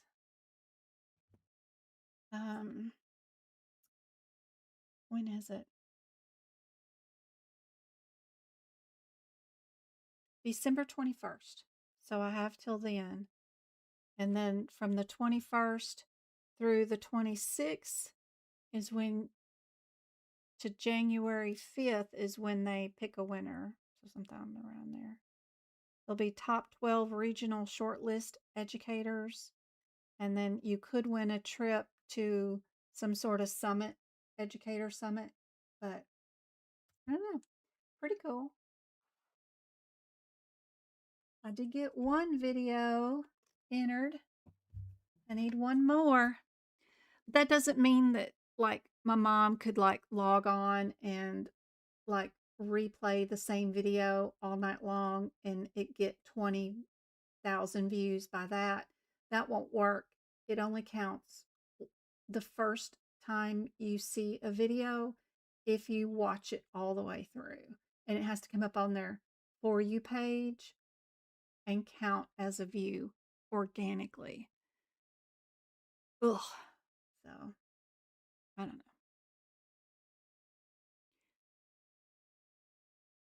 We've got a consultation, a discharge, a subsequent hospital visit, and another discharge. If you don't know your codes by sight, be sure to check out my free page of flashcards that will help you. I got a little quiz that you guys can do. I also have a set of flashcards that you can actually print, which are like $10.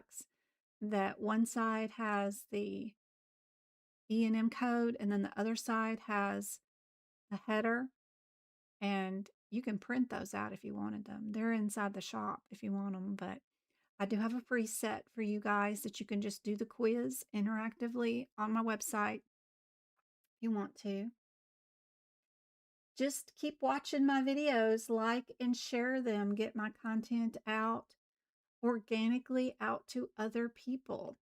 Be sure to watch the videos, all the way through. Even if you don't want to listen to my voice, I've tried speeding up my voice in the last recent videos so that, because I talk slow, right?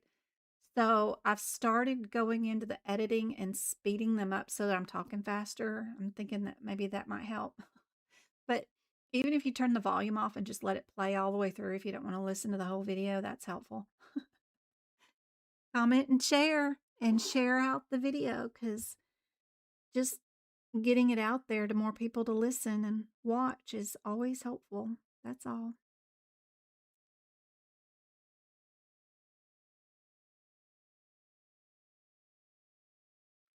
I just need to make better content.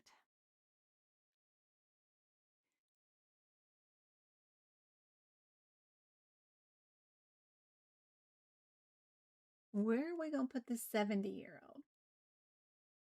Thank you, Candace, for reposting. You're awesome. Dana, did somebody pass? I took my test on Saturday and passed. I did your boot camp and it helped so much. Ooh, let me screenshot that. I am so proud of you. Congratulations. Yeah, those boot camps are awesome. Oop. Sorry, guys. That is fantastic. I've got this boot camp is like a mini course. If you want to go through all 18 areas of the certification exam and you want a mini course, what do I need to know out of this chapter for like musculoskeletal or integumentary or E&M? What's the most important thing out of this chapter that I need to know for the certification exam? That's what I go over. Then I tell you my predicted codes that I think will show up on the exam. I'm not a wizard, but I tell you what I think you might see on the exam. Then I go over those codes and how you handle them as far as exam questions. We do some practice exam questions. We do all 18 areas. If you want to purchase that boot camp, it is super affordable compared to a lot of medical coding certification boot camps. just come over here to my website, Medical Coding by Jen, click on the More tab over here. Go down to Video Replays, right there at the bottom, Video Replays. Click on that, and you'll have two options for boot camps. One's from July and one's from October. They're both equally fantastic. All I did was take the same PowerPoint presentation and swap out the questions so that you've got two sets of questions for them. That's only $40. One of them's 8 hours long, one of them's 7 hours long. I also have a boot camp that is 4 hours long just for E&M. That's all we do is E&M. If you want to know the baby basics of E&M, how to work that MDM chart in the front of the book and pick MDM without it being told to you, I do that for this one, which is $28. And then I have a workshop for just CRC and one for CPMA if you want to know how to do the audit cases at the end of the exam. There was an instructor who asked me to create this video for her because she could not pass the CPMA certification exam. So I created it for her and put it up for everybody else to watch too. And it's $28. But these two boot camps are great. You can watch them tomorrow and then pass the exam the next day. So it's a lot of hours to sit there and watch, but helpful information direct from the certification point of view, for sure.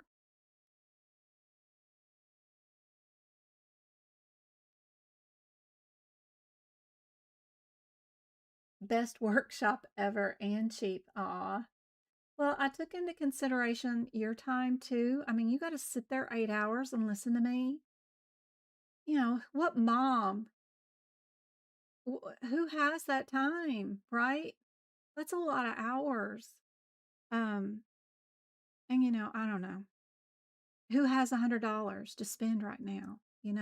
Nobody has that kind of money. So, oh, anyway, I hope that's super helpful. And I know Contempto Coding, she has a course out that's $50. So if she's doing it for 50, then I can beat that. So, I just used her little boot camp thing that she has as a price kind of point of view also.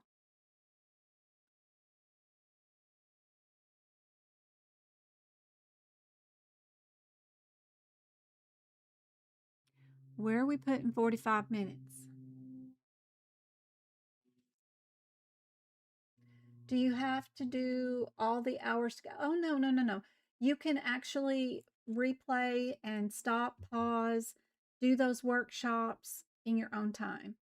Yep. If you got 10 minutes, you can start listening to it before work.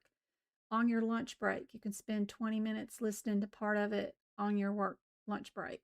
Then you can come home, put the kids to bed, and then watch another hour before bedtime, right? Yeah, you can do it in your own time frame for sure. Yep, yep, yep. Thank you for the heart maze, Faith. Aw, I love seeing those things. Thank you, thank you, thank you. That's awesome. Thank you for the roses. Almost 10,000 taps. What do you guys think is the answer? Somebody said D. D is the correct answer. Good job. We're on page 24 if you're looking for the correct answer in the 2025 book. What about this one? If we are doing a skeletal fixation device percutaneously on this broken bone, which answer would we be?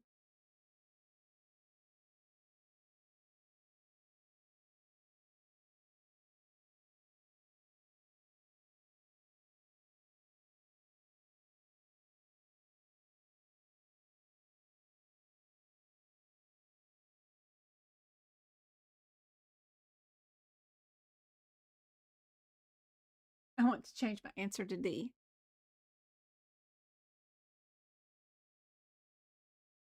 I just started started class today. How often do you go live and watch your videos?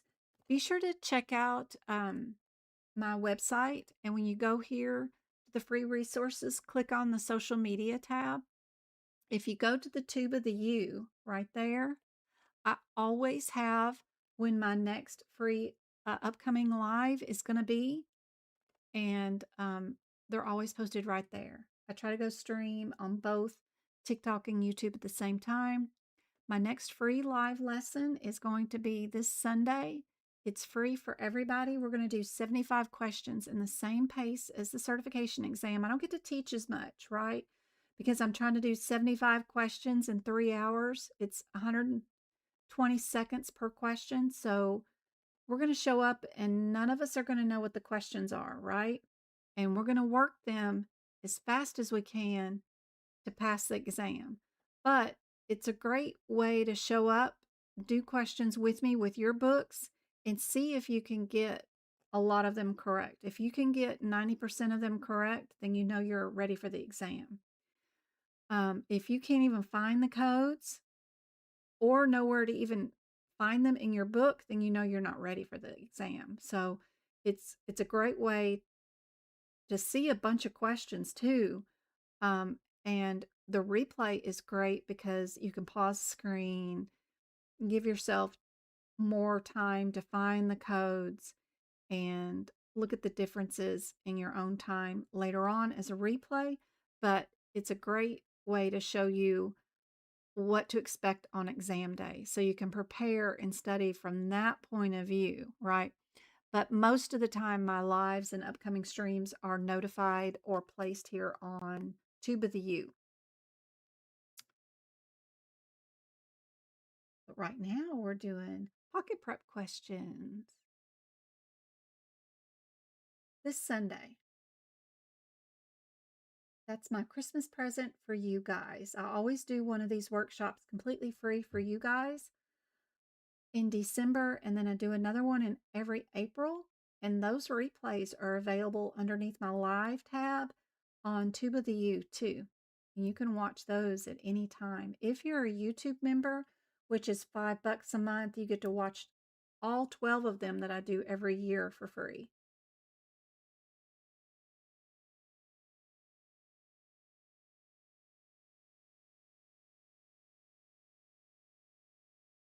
Aw, thanks, Twinkle. It'll be a different time zone for wherever you're at. I live in Arizona and we do not follow daylight savings time. So if you were to ask ChatGPT, like, what time is it in Arizona? They're going to give you the wrong answer right now. For my time zone, you need to ask ChatGPT, what time is it in Arizona without daylight savings time? That's how you find out what time it is for my time zone, because part of Arizona does follow daylight savings time and they do fall backwards and go forwards, but part of Arizona does not. I live in part of Arizona that does not follow times, the jumpy things. Anyway, I'm going to do it 11:30 a.m. Arizona time zone. If you're on YouTube and you click that little notification thing right there that says notify me, it will tell you in your time zone when I'm going live on that day for your time zone, right? So be sure and click that notification thing. What do you guys think is the answer for this question? I know, isn't it awful? You guys fall back and go forward, and Lord, what a disruption. But try planning a Zoom lesson with anybody in this country or any country or anywhere at any point. It's always a nightmare. I was doing a Zoom with a business owner recently.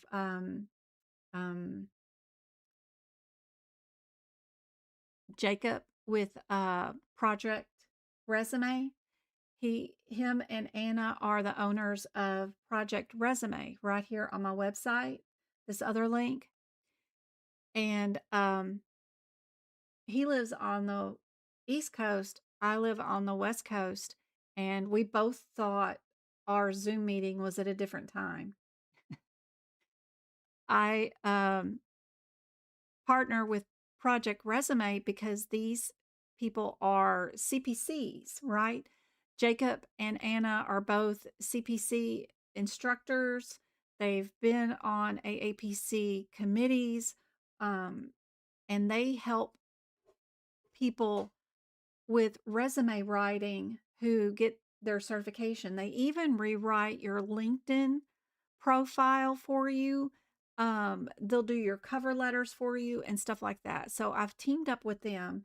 And if you do purchase any of their services, if you use the code GEN10, JEN 10 at checkout, you will save 10% off of their services, and then they'll send me 10% of what you spend on their website. But I use them because they're cool people. I know they've been around for a long time. I've seen them in all the AAPC magazines. I've seen Jacob on a bunch of the committees and stuff. He's written articles for AAPC. So is Anna. I know them both as far as being in the industry. I've seen them around. So I'm putting my faith in them that they're going to help us with the resumes. All my AAPC students get their services free, included with the course, past and present students. So, anyway, love it. But our Zoom meeting, it was a nightmare just scheduling it and trying to get both of us on at the same time. And we're like adults. We're grown adults, and I've worked from home since 2013, and I'm used to having meetings and different time zones and different parts of the country, and we still didn't get it right. It's funny. It's just one of those things you're going to have to be patient and gracious about when you get into the medical coding field and you are working from home. You need to be up and ready an hour before you think you are at any point in time, or stay later, an hour later than you think you're supposed to be, because you never know what's going to happen in what time zone with whoever else you're connecting with. So it's just one of those things we get to play with no matter what.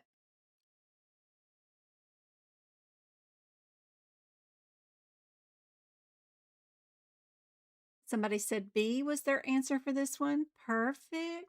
Good job, Melissa. Your answer for this one is available on page 182. What about this one about transitional care? Mona, thank you so much for the heart me.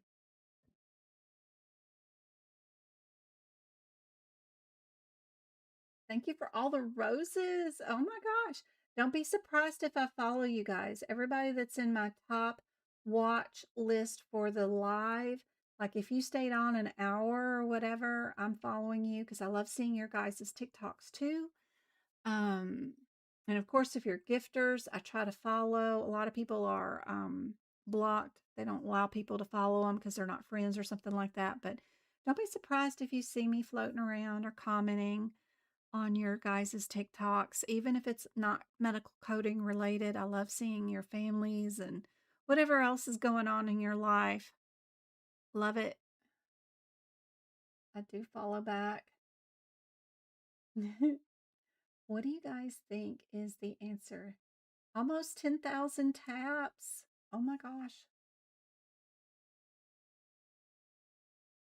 Thanks for the roses, go-kart. We got class tomorrow. I can't wait. We're going to be doing E&M tomorrow for my CPC students. They're finishing up their last chapter in their course.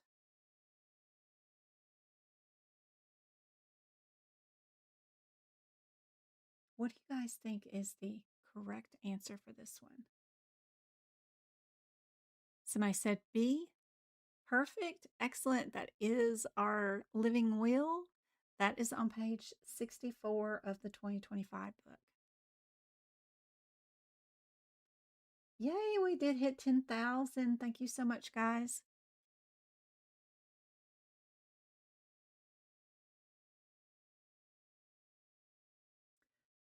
Get your kids, get your husband, make them watch the videos. That was an idea I just had.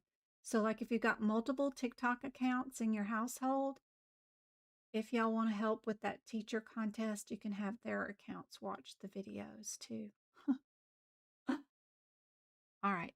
E&M services. Which one are we going to be for 20 minutes and a low MDM for this visit? Yes, the test is open book. You do get to bring your manuals with you. Full explanation of what the tests are, how to take the test, what your options are, what you can and cannot bring with you are all available on AAPC website, not only in written format. They have detailed videos that will show you how to shake your books for your proctor and show off your books, how you show off your driver's license, even if you're taking your certification remote from home, which you can do, or if you're taking it at a test center somewhere else. They have excellent detailed step-by-step videos that will tell you how to do all of it, how to schedule your exam, what you can bring, what you can't bring, what you can have in your books, what you can't, all kinds of stuff.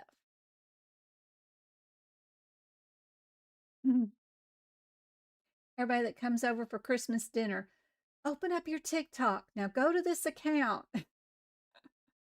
Start watching all those videos. Yeah.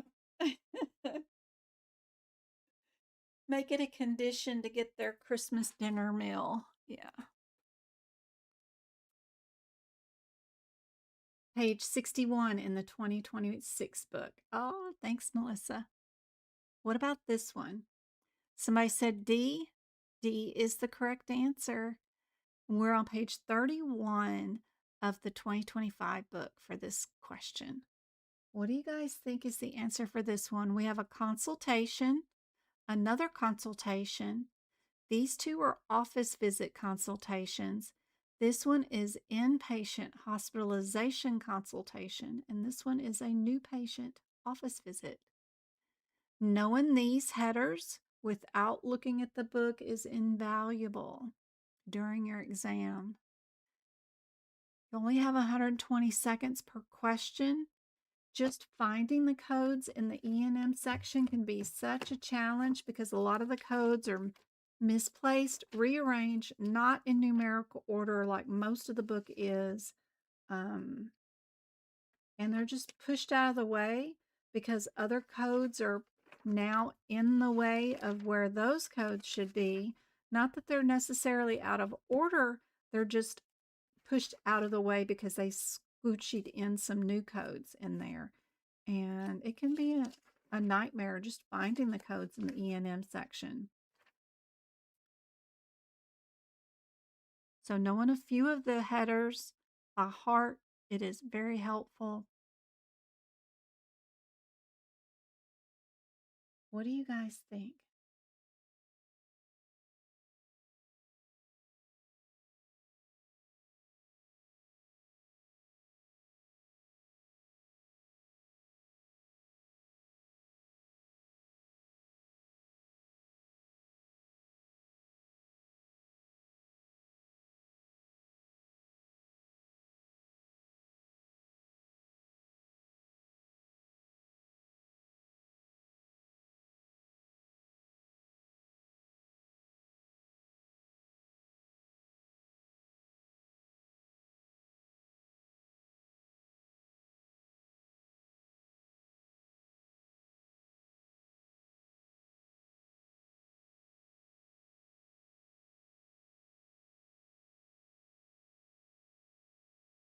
Anybody gonna answer? I got 34 on for the TikTok Live and 17 on YouTube. What do you guys think? Somebody said A. Technically, I really don't like this question because you don't see your 3 R's. For this to be a consultation, you need to see that the prescriber wrote a report back to the primary care physician, sending them their advice on treatment. But page 25 is the page number for this answer. You need to see your 3 R's for it to be considered a consultation. How did the patient get to that endocrine's office? Did they decide on their own to go for a second opinion? Did their insurance company require them to go for that endocrine visit for surgery?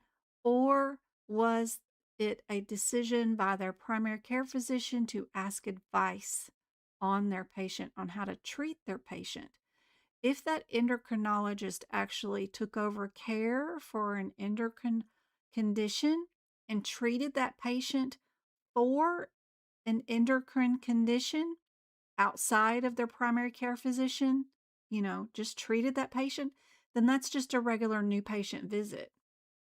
So there's so many factors that go into consultation over that simplistic exam question that doesn't take into real consideration that I'm not happy with, but that's okay. Most of Proc Prep's questions I am super happy with. As an auditor, I can nitpick how, my boys go to the bathroom. It doesn't matter. I'm auditing everything. So I try not to be too picky, but that one was really just too simplistic for the CPC exam. I agree. But since it said consult, consult. Now, technically, inside your guidelines, it says a consult is not a consultation service. That's not the definition of a consultation, so be careful about that when you're reading here. And AAPC actually has a practice question about that.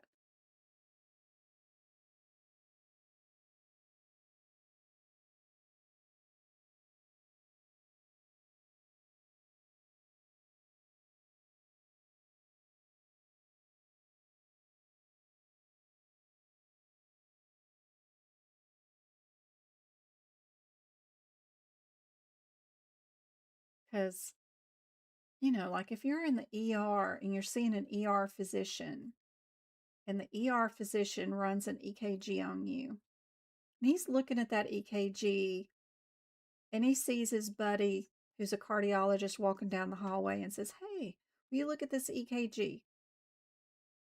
And that cardiologist consults and looks at your EKG while you're in the ER with your chest palpitations and says, that's fine.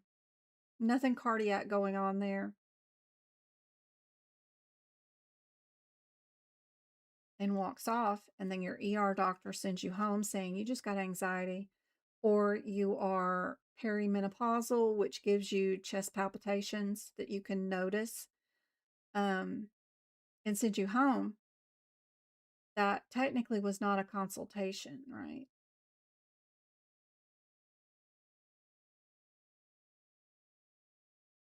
Yep, you need those 3 R's. You need a request from the primary care physician in writing.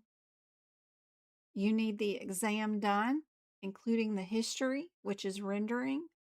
You need to see that the doctor saw that patient, looked in their ears, listened to their bowel signs, took a history on them, and did an evaluation, right? And then you need to see a note written back, which is the report, back to the consulting physician or the requesting physician that says, here's my advice.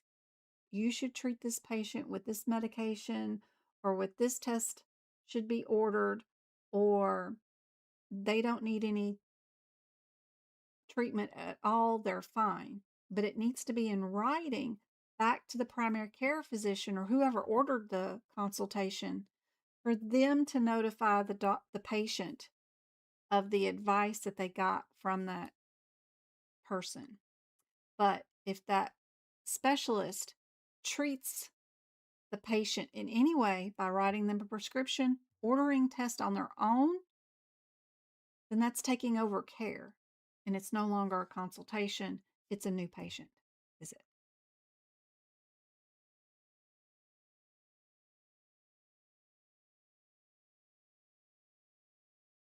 What about this posterior lateral technique on this musculoskeletal procedure? Do we need modifiers?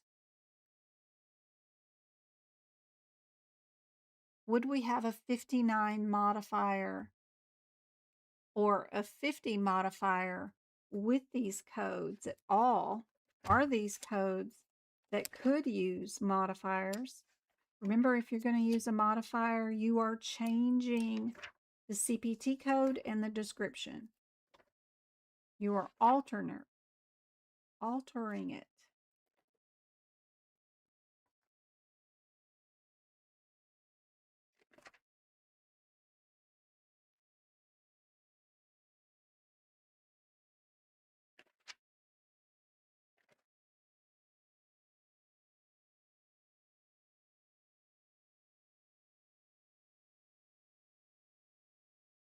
Two 22614.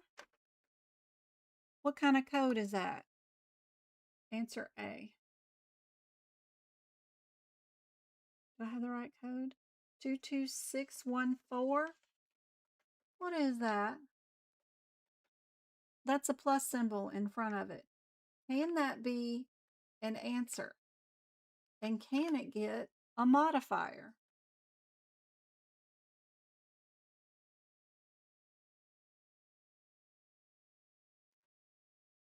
If you read the front of the book that tells you how to use this book and how they have it set up, which is right here, the instructions for how to use it, and then they tell you all about your different types of codes, including what is an add-on code, you would know that you cannot add modifiers to them, right? And they cannot be standalone answers, right? They can't be coded by themselves. They're not independent. They are codependent. They can't go nowhere without holding somebody else's hand. So that's helpful. Gets rid of 2 answers right away. Now, R12 is a child code. What's going on with it? You got to go find Mama. Mama is the 600 code up here. She's a joint, right? Posterior lateral technique in an interspace, but this one is lumbar.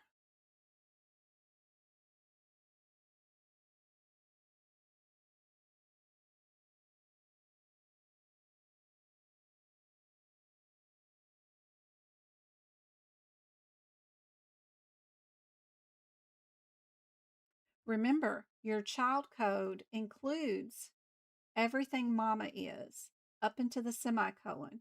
So the actual description for 22612 is arthrocentesis, right posterior or posterior lateral technique, single interspace, lumbar with lateral transverse technique when performed. That's the entire CPT code. The entire CPT code for 22610 is arthrocentesis, posterior or posterior lateral technique, single interspace thoracic, when lateral transverse technique. The people that wrote this book didn't want to rewrite the orthocentesis posterior or posterior lateral technique, single interspace. They didn't want to write it.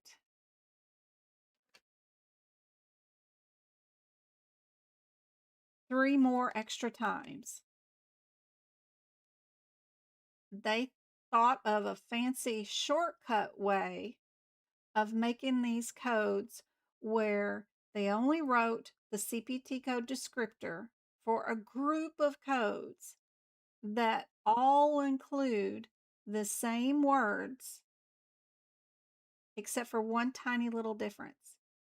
So our 22600 is all of the CPT code descriptor, but the only difference is after the semicolon, it's cervical below C2 segment. Now, all of this is the same thing for the 10 and for the 12 and technically for the 14, right? All of that is included in each one of them, but they just didn't want to use the ink. They got lazy, so they don't include them. But you, as the medical coder, need to know that if you have a code that has a space in between it, you cannot go to that code and pick out your answer. You got to go find mama, realize that mama is included in all of the ones with the little spaces, so that you realize that the only difference is what's after the little tiny semicolon. OO is cervical, 10 is thoracic, 12 is lumbar. So, Melissa, do you see how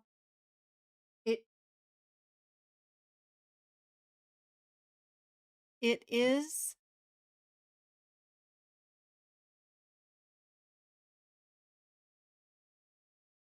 Now, if their question is only asking you, what is the answer for just and each additional add-on code, then maybe your answer is one of your add-on codes, which would be your 14, right? Just make sure you understand what they're asking you on the exam question. What are they asking for?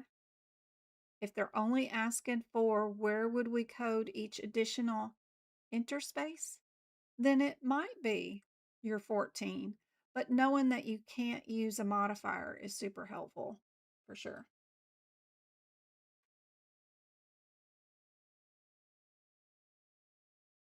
Yep, D is the answer. Your page number is 158 and 159. But if you're in the 2026 book, you're on 151 and 152.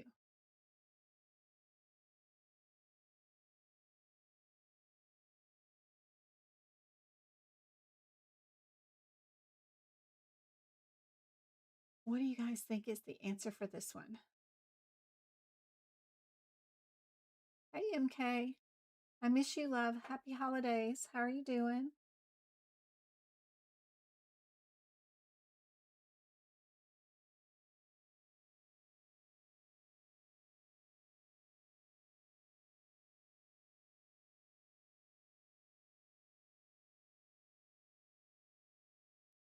What category is this deformity under?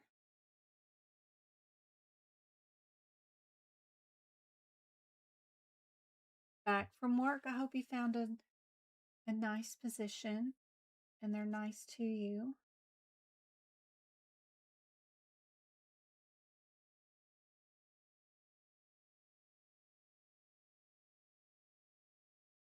I hope you're actually getting paid for services rendered.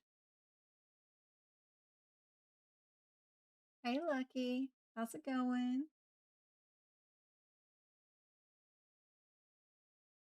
What do you guys think is the answer for this one?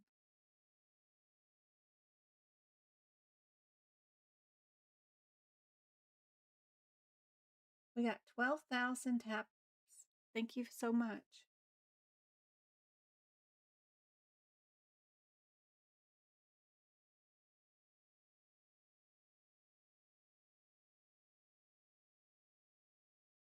Somebody said C.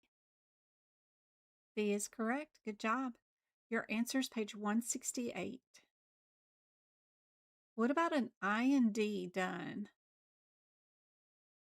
on an ankle? Where would we be?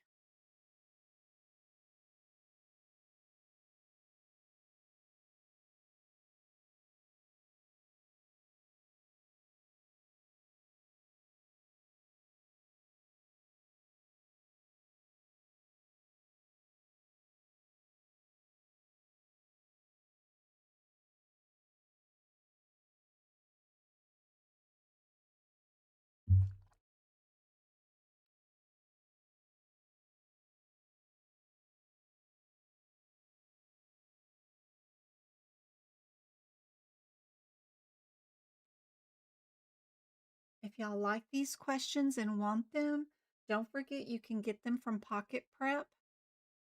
We love Pocket Prep.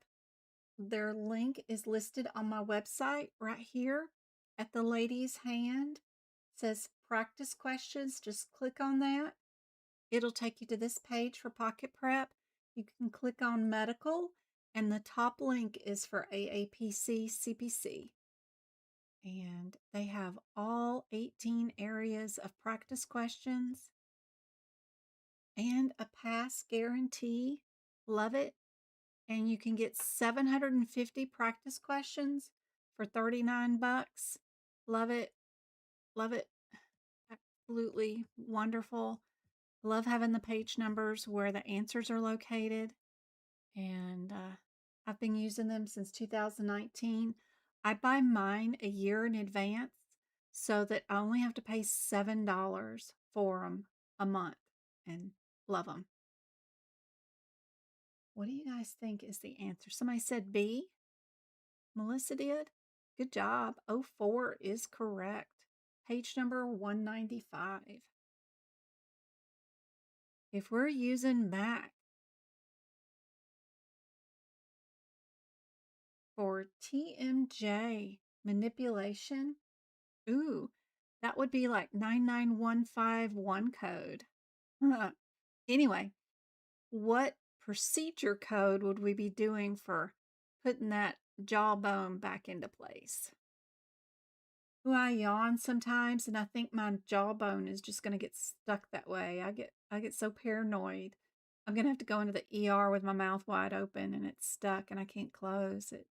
It's one of my paranoias. Ugh. Anybody else feel that way sometimes when they yawn really big? It's like, oh, that did not feel good.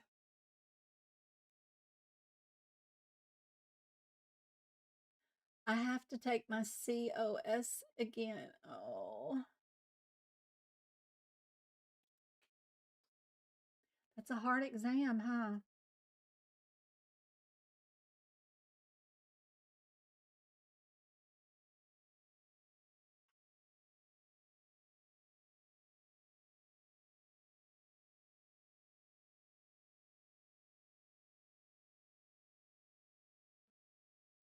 Somebody said B.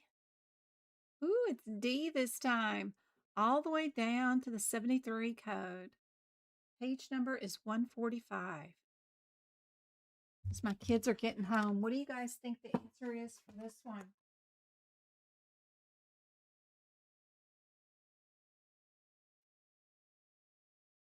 Do I have Walmart delivery here yet? Okay. Could you help me bring that in?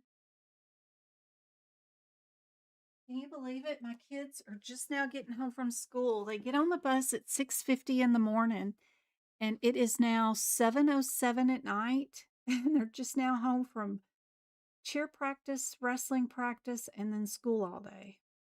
They have 12-hour days. Only 4 days a week though, but still.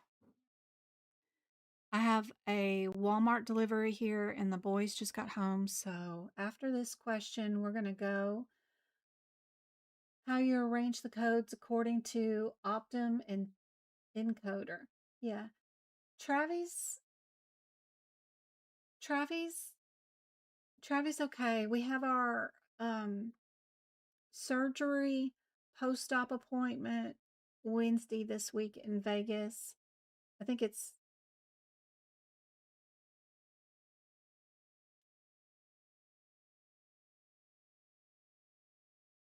doing okay, but it's kind of hitting him. Ugh. All right.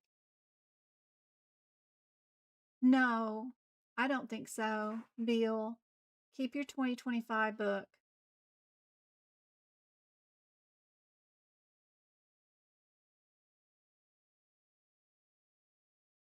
He just had his birthday Saturday, which was fun. I took his friends out to hibachi. It was really fun. How was today? What's wrong? My shin hurts. Shin? My shin. Look at the bruise. What did you do? Okay, so me and Dana's son, the coach's sons, me and one of the twins were roughhousing, right? Travis, me and him were roughhousing. do that. We were chasing after, we were dodging and laughing, and he was trying to like kick my shin. I told stop, bro, and I was dodging, laughing at him, and we're like this, and he finally kicked my Your shin. post-op surgery. You can't be horsing around. You're gonna have a Don't touch. It hurts. I am gonna touch. It hurts. Go put ice bag on it. Okay. Strap it on. Come on. Anyways, how was your day? My day was fine. How was your day? Yay. Practice good? Yeah. Love you. Love you.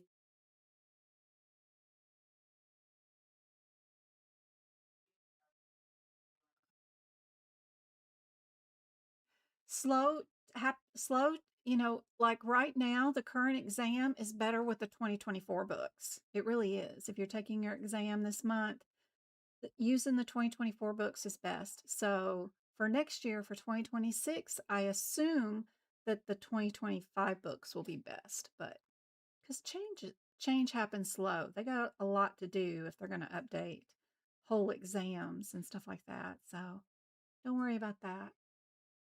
Yeah. And, you know,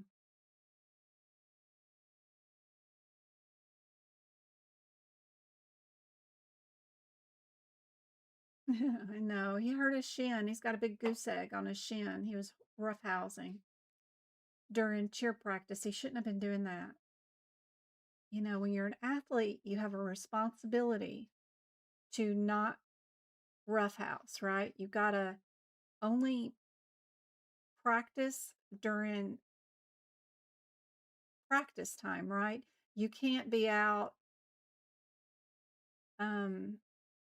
when you become a professional. Like if you're going to do this in college and stuff, you get in trouble if they catch you, skateboarding or surfing when you're a basketball player or a football player. You can't be doing extracurricular stuff because there's risk of injury, and they're putting forth a lot of hope in you to perform as an athlete for whatever you're doing. So you need to be responsible. So I got to get on to him for roughhousing.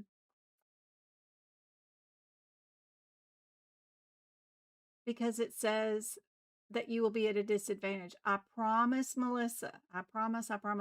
For right now, legitimately, one of the exam questions on the exam is using a 2024 CPT book or HipPix book code that's not even in the 2025. I've taken my instructor certification exam in 2025, and I couldn't find one of the codes because it was in my 2024 freaking book that I didn't even bring on exam day.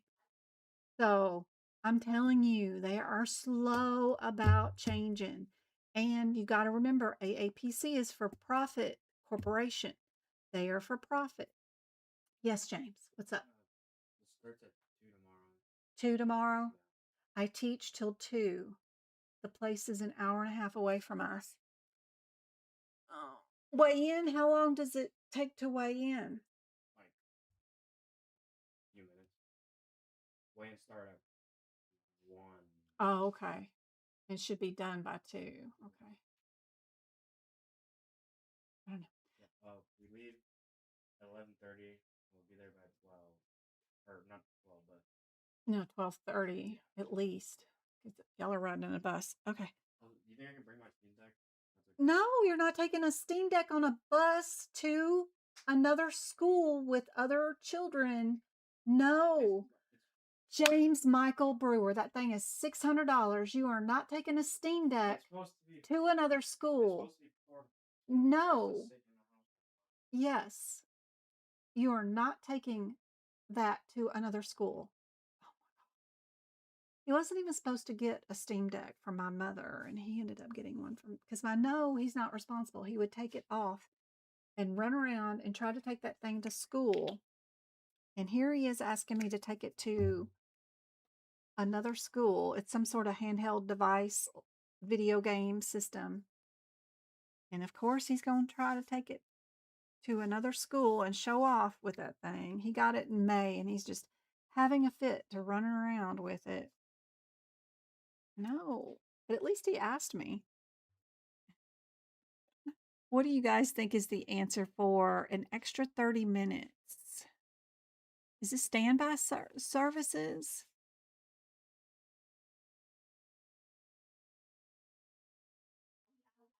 D? D is correct. Your answer is on page 37. All right, these kids got me distracted. I gotta go. I love you guys. I hope this was super helpful, and I will see you on Sunday. We'll do 3 hours of practice. We'll do 75 questions in 3 hours, so no fluff, just us and practice questions, and it won't be pocket prep. We'll do regular certification questions like we do on Zoom and stuff. But I hope this is super helpful. And don't forget, if you want pocket prep, you can get them from the link on my website. My Amazon list is right here also. Project Resume. Don't forget about Gen 10. If you use Jacob Service to help them redo your LinkedIn or get you a cover letter or rework your resume, use my name and get 10% off, and then 10% of what you spend will be sent to me too. So really cool. But since they're CPC people, they're medical coders, they know how to write your resume in the current market, right? Can't highly recommend them enough, right? So pretty cool. Just use Gen 10 as your discount code. Pocket Prep, $40 for 750 questions with page numbers where the answers are. And don't forget about this Sunday. And I will see you for the free workshop that we're going to be doing this Sunday. And it's starting earlier this time than normal. We're going to do it 11:30 Arizona time zone instead of 2 p.m. like I've always usually do my workshops. We're going to start earlier, 11:30. So I hope to see you guys then. I love you guys. And come spend Sunday with me.